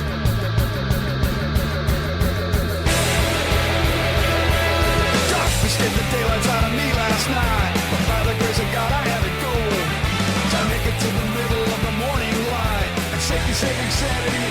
That rocks. It does.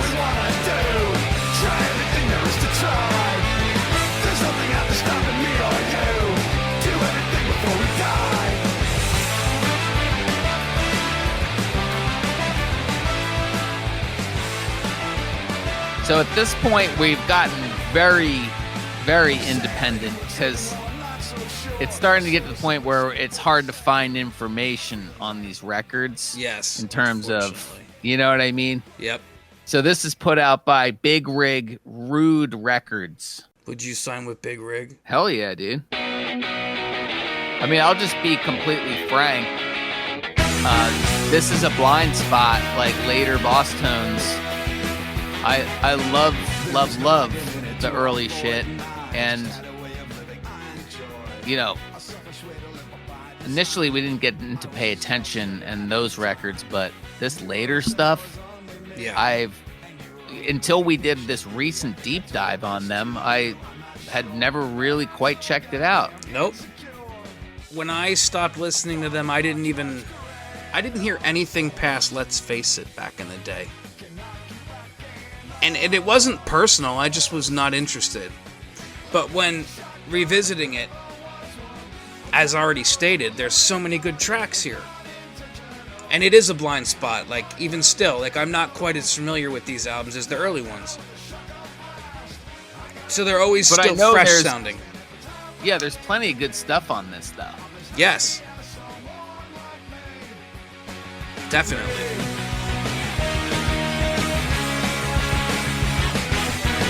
I'm not sure what I said was true.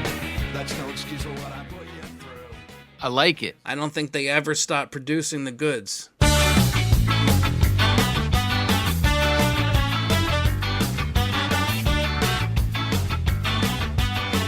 Sunday afternoons on Wisdom Avenue.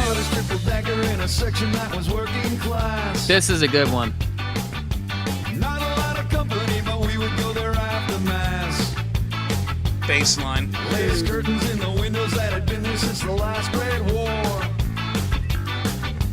They were on the first one and the Mulligans lived on the second floor. Sunday driving in the big sedan. Soup and sandwich on the TV stand. Yeah, I agree with you, though. The cover, I'm not sure what the thought is there. Nope. But I like the lyrics to this song. It invokes nostalgia of being a younger kid and driving in. You mean the magic of youth? Well, no, that song right there, Sunday afternoons on Wisdom Avenue, like, it reminds me of back in the day driving in, like, the minivan that my family had. You know, me and my brothers in the back of the minivan with parents driving. Were you ever in those, like, station wagons where the back seat was, like, facing, the back of the car? I've like seen you're that. Looking No. out the back of it? No, I've never been in one, but those are awesome, dude. Oh, my God. Dude, I remember riding in those a few times, and What? there's no way that they still fucking do that. No That's way. not safe. That's what should have been on the cover of this album. That would have been a way better album cover. Anything else from Magic of Youth you want to showcase? Yeah, the title track.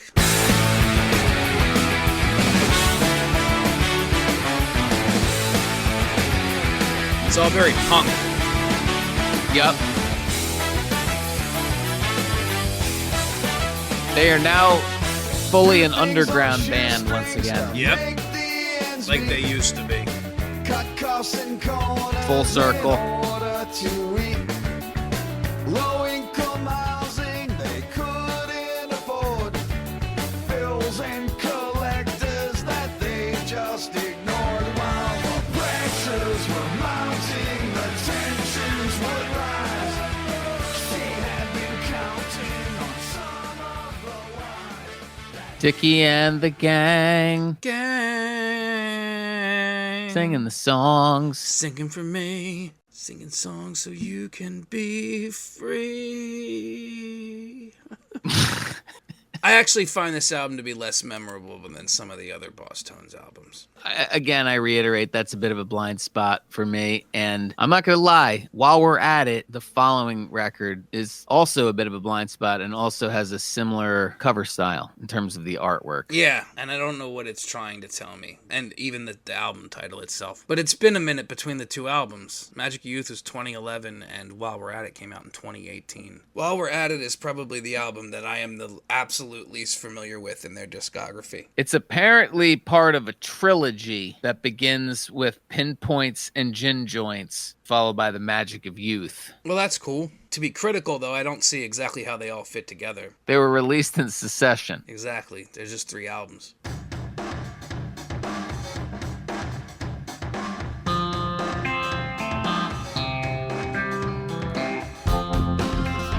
Musical trilogy.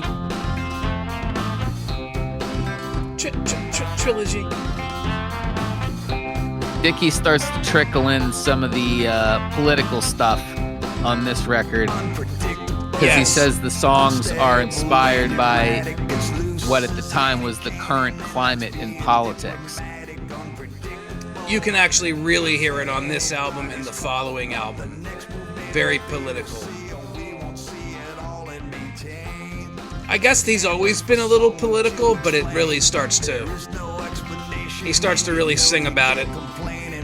I mean, according to Dickie, this is a quote, "It feels like unhinged hatred and the wheels are coming off, but not fast enough for me.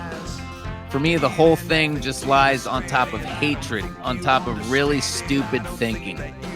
So yes, all that is going to get into the music. Yep. It has to.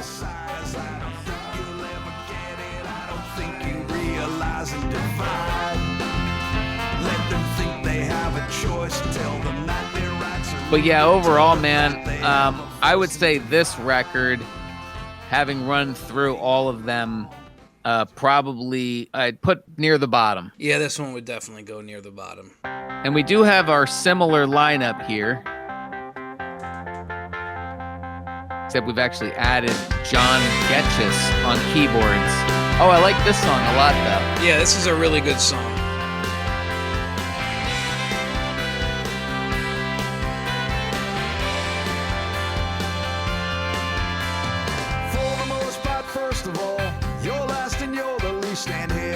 Chance, but the cost has increased. Misconceptions are common, expectations That's are catchy. high. Yes. Corrections are made as Dickie's the always race been is really described. good with his lyrics. Can be vicious, malicious, corrupt. He's really good at painting pictures and scenarios. Don't interrupt.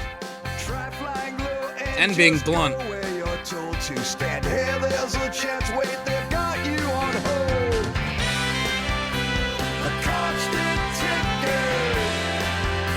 The constant talking. You're ready to walk. I like it. Yeah, I like this song a lot. The well has not completely run dry. It's just, we're at the point now where the records are coming out and there's a few standout tracks and the rest of it may not be the most captivating stuff. No, but that happens. Yeah, I mean, of course. I mean, and they've been a band for what at this point? Like 30 years? It's ridiculous. 89, the first album, Devil's Night Out, and that was 2018. Wild. I'll tell you what, though, I think they go out really, really strong on their final album, When God Was Great.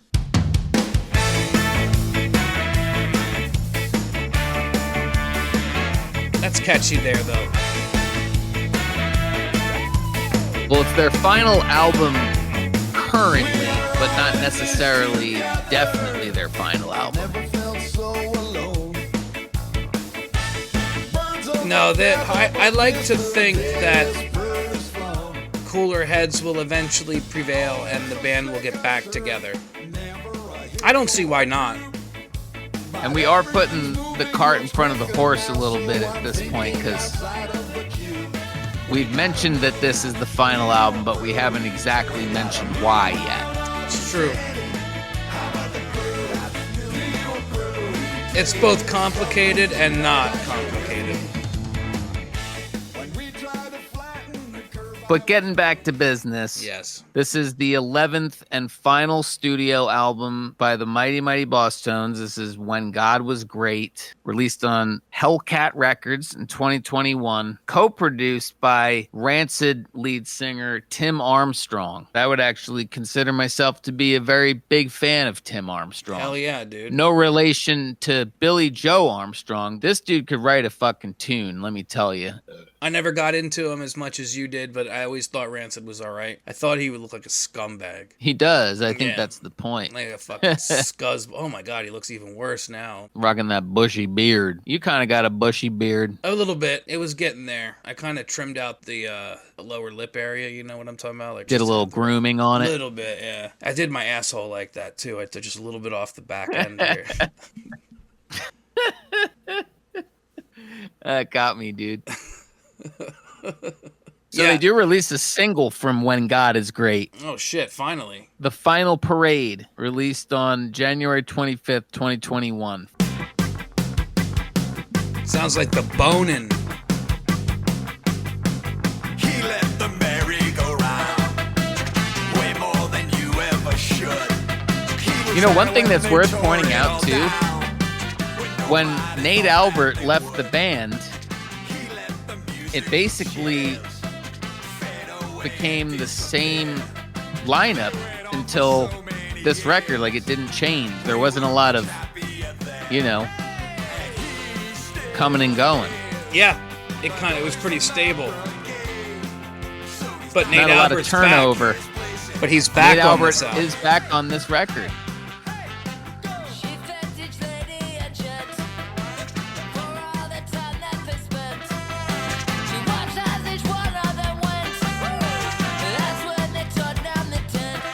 That's not Dickie. No, it's not. Well, this is the first single, but I don't believe we put this on the gold label. No, we didn't.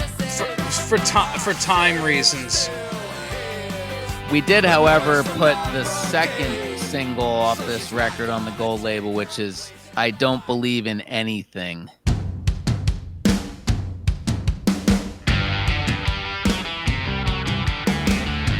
Dude, I haven't told my story yet about my Nate Albert connection. Oh yeah, let's hear it.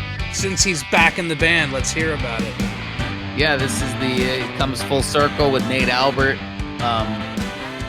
I played in a band for a little while, and to make a long story short, our final record somehow caught the ear of Nate Albert, and he was potentially interested in working with us. There was some back and forth, and for reasons I'm not even really sure about, it didn't work out. But the fact that Nate was into the shit that I was doing at the time, that was pretty fucking cool, man. Yeah, man, that's really awesome. As we calmly start to panic. I'm a little jealous of that one, to be frank. Well, I never did have the opportunity to, you know, thank Nate for that or let him know that his music meant so much to me, you know. So maybe one day he'll hear this Guhcast and know that he influenced myself and obviously also you. Absolutely.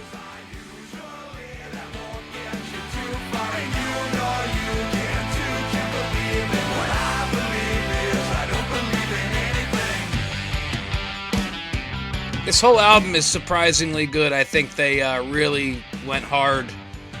And I'm not so sure this was meant to be the final album.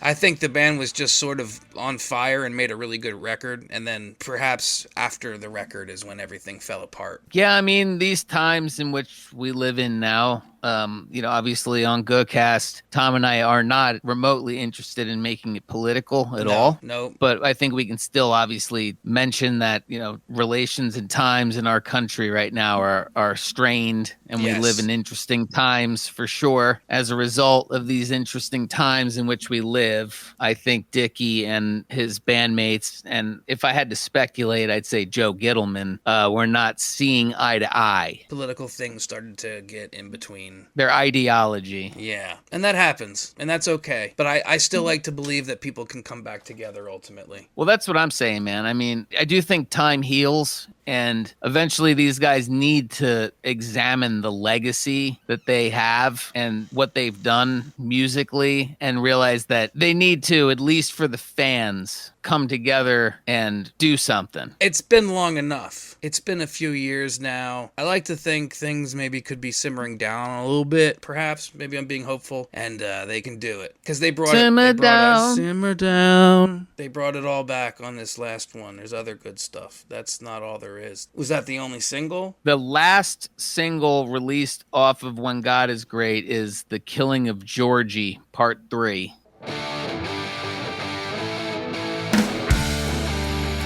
Sounds like the Stupids.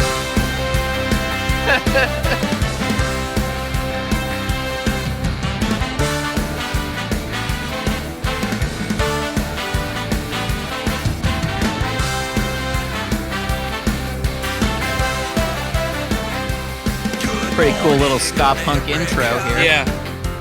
What is on your mind? I think this is another record that ultimately obviously didn't do incredibly well from a sales standpoint, but I don't think that's what led to the breakup of the band. No, it was sadly political reasons, and that's just the facts. It's been stated as such. It's not like we are spilling gossip bullshit. No, they broke up over some political stuff. Yeah. I like to believe that everybody can forgive and move on and forget. Sometimes it takes a minute, but you can generally get over stuff. Especially when it's just things like this that I know it seems like at the time it's just irreconcilable, but it's like part of me, and not even part of me, a lot of me is I feel sad that at this point in the Bosstones story, it's now coming to a halt. Like there's no more albums to talk about. There's no more music. This is it. There's no more Ben Carr dancing around. Like we need the Bosstones. We need the Bosstones.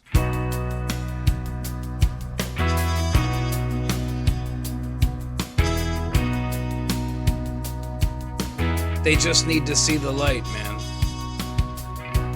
Put a candle in the window,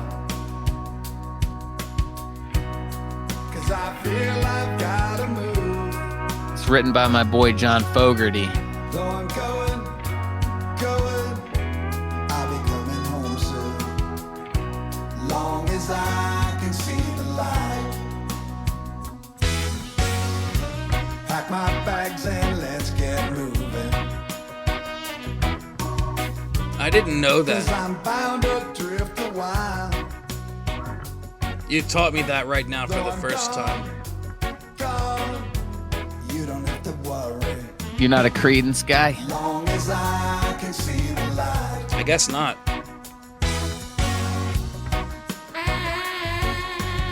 No, they got some Love songs. Creedence. No, they definitely got some songs that I've heard that I like, but I'm not terribly familiar with them, if I'm being honest.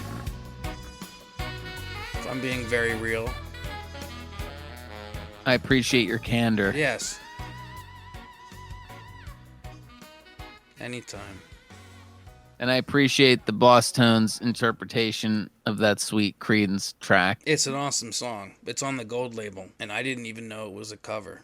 Well, just because the Bosstones broke up doesn't mean that they stopped making music, though. True. I think Dickie went on to make a band called, The Defiant? And they put out an album in 2023. Yep, Dickie starts the Defiant as the result of writing sessions between Dickie, Greg Camp, and Pete Parada during the COVID lockdown. Pete Parada was kicked out of The Offspring in 2021 due to his refusal to be vaccinated. And That's right. Dickie's breakup with the Bosstones was in part due to his views on the vaccine. So it does seem as if this band is comprised of members that are all of a certain opinion of how that situation was handled. But there is some pretty cool rockin' shit on this record.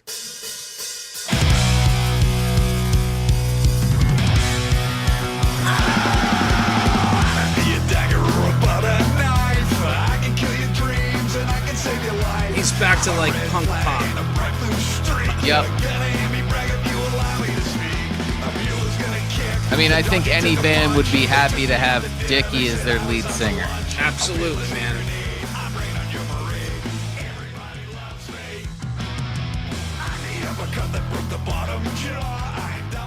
Cranberry Bog Records. Alternatively, Joe Gittleman also forms a band in the ashes of the Bosstones. And he releases an album called Hold Up. Let's check out the title track.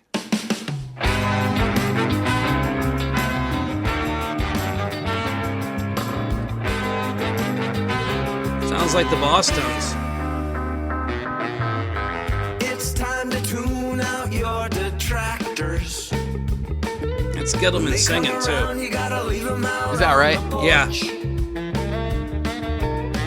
Don't you forget it. They will drag you down. You will regret it. I mean, any band would be happy to have Joe Gittleman in their band as well. Yes.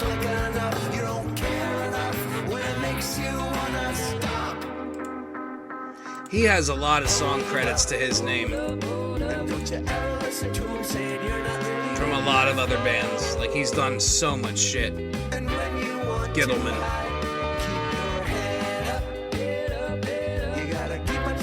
I think the question that everyone is asking, though, is what did Ben Carr do after the breakup of the Bosstones? We should get Ben Carr on this show. I'm sure he would have a lot of really good stories. Yeah, absolutely. I'd have a lot of questions for him. Like, how the fuck did that happen? Like, how did he get so lucky? Well, if any of the members of the Bosstones want to have a conversation with me and Tom, just let us know. Yeah, we'd be happy to have a conversation with you fellas.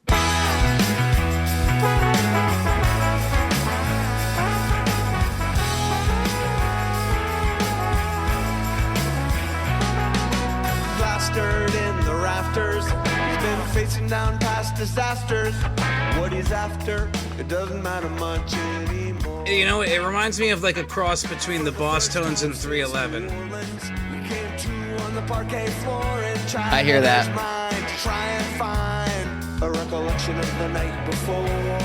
But it's fine.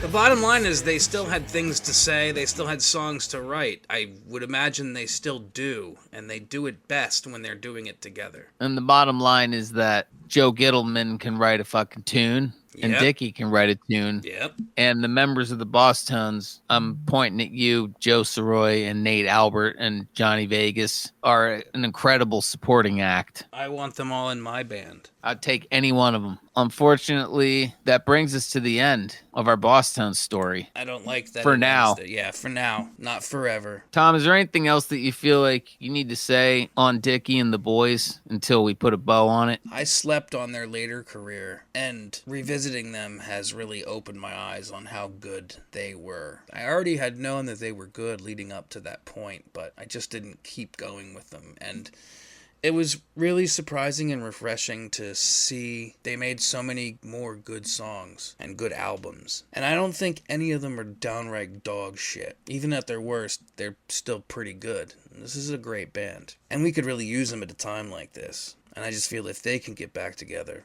then the rest of the world can get back together. Dude, that was amazing. I couldn't say it any better. Dickie Barrett and the boys. Thank you for what you've given us, and come on, boys, just make the phone call or just shoot a text. Send a text message that says, like, hey, man, what's up? What you doing? That's it. That's all it is. Sometimes all you have to say is hi. I've seen the Bosstones 2 times in my life. It was when they were at their peak, and it was sort of in the middle of their career. I'd say somewhere around 2010, maybe or around like Pinpoints when that came out. Yeah. And I would love to cap it off with one last Bosstones performance. I mean, come on, guys, you're seeing what fucking Oasis is doing here. There's a reason. demand for these legacy acts. If Oasis can do it, goddammit, Mighty Mighty Bosstones can do it. Dude, they're gonna do it. I mean, I like the Bosstones more than Oasis. I like the Bosstones way more than I like Oasis. So there you go, guys. There it is. But you know what? I think it would only be fair if we let the Bosstones play us out. Let's do it.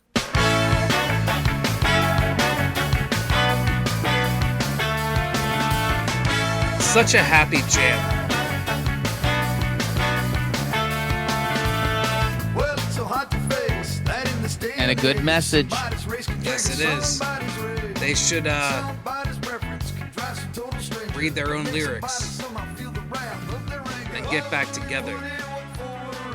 Come on, guys. Dickie, listen to what you're singing here.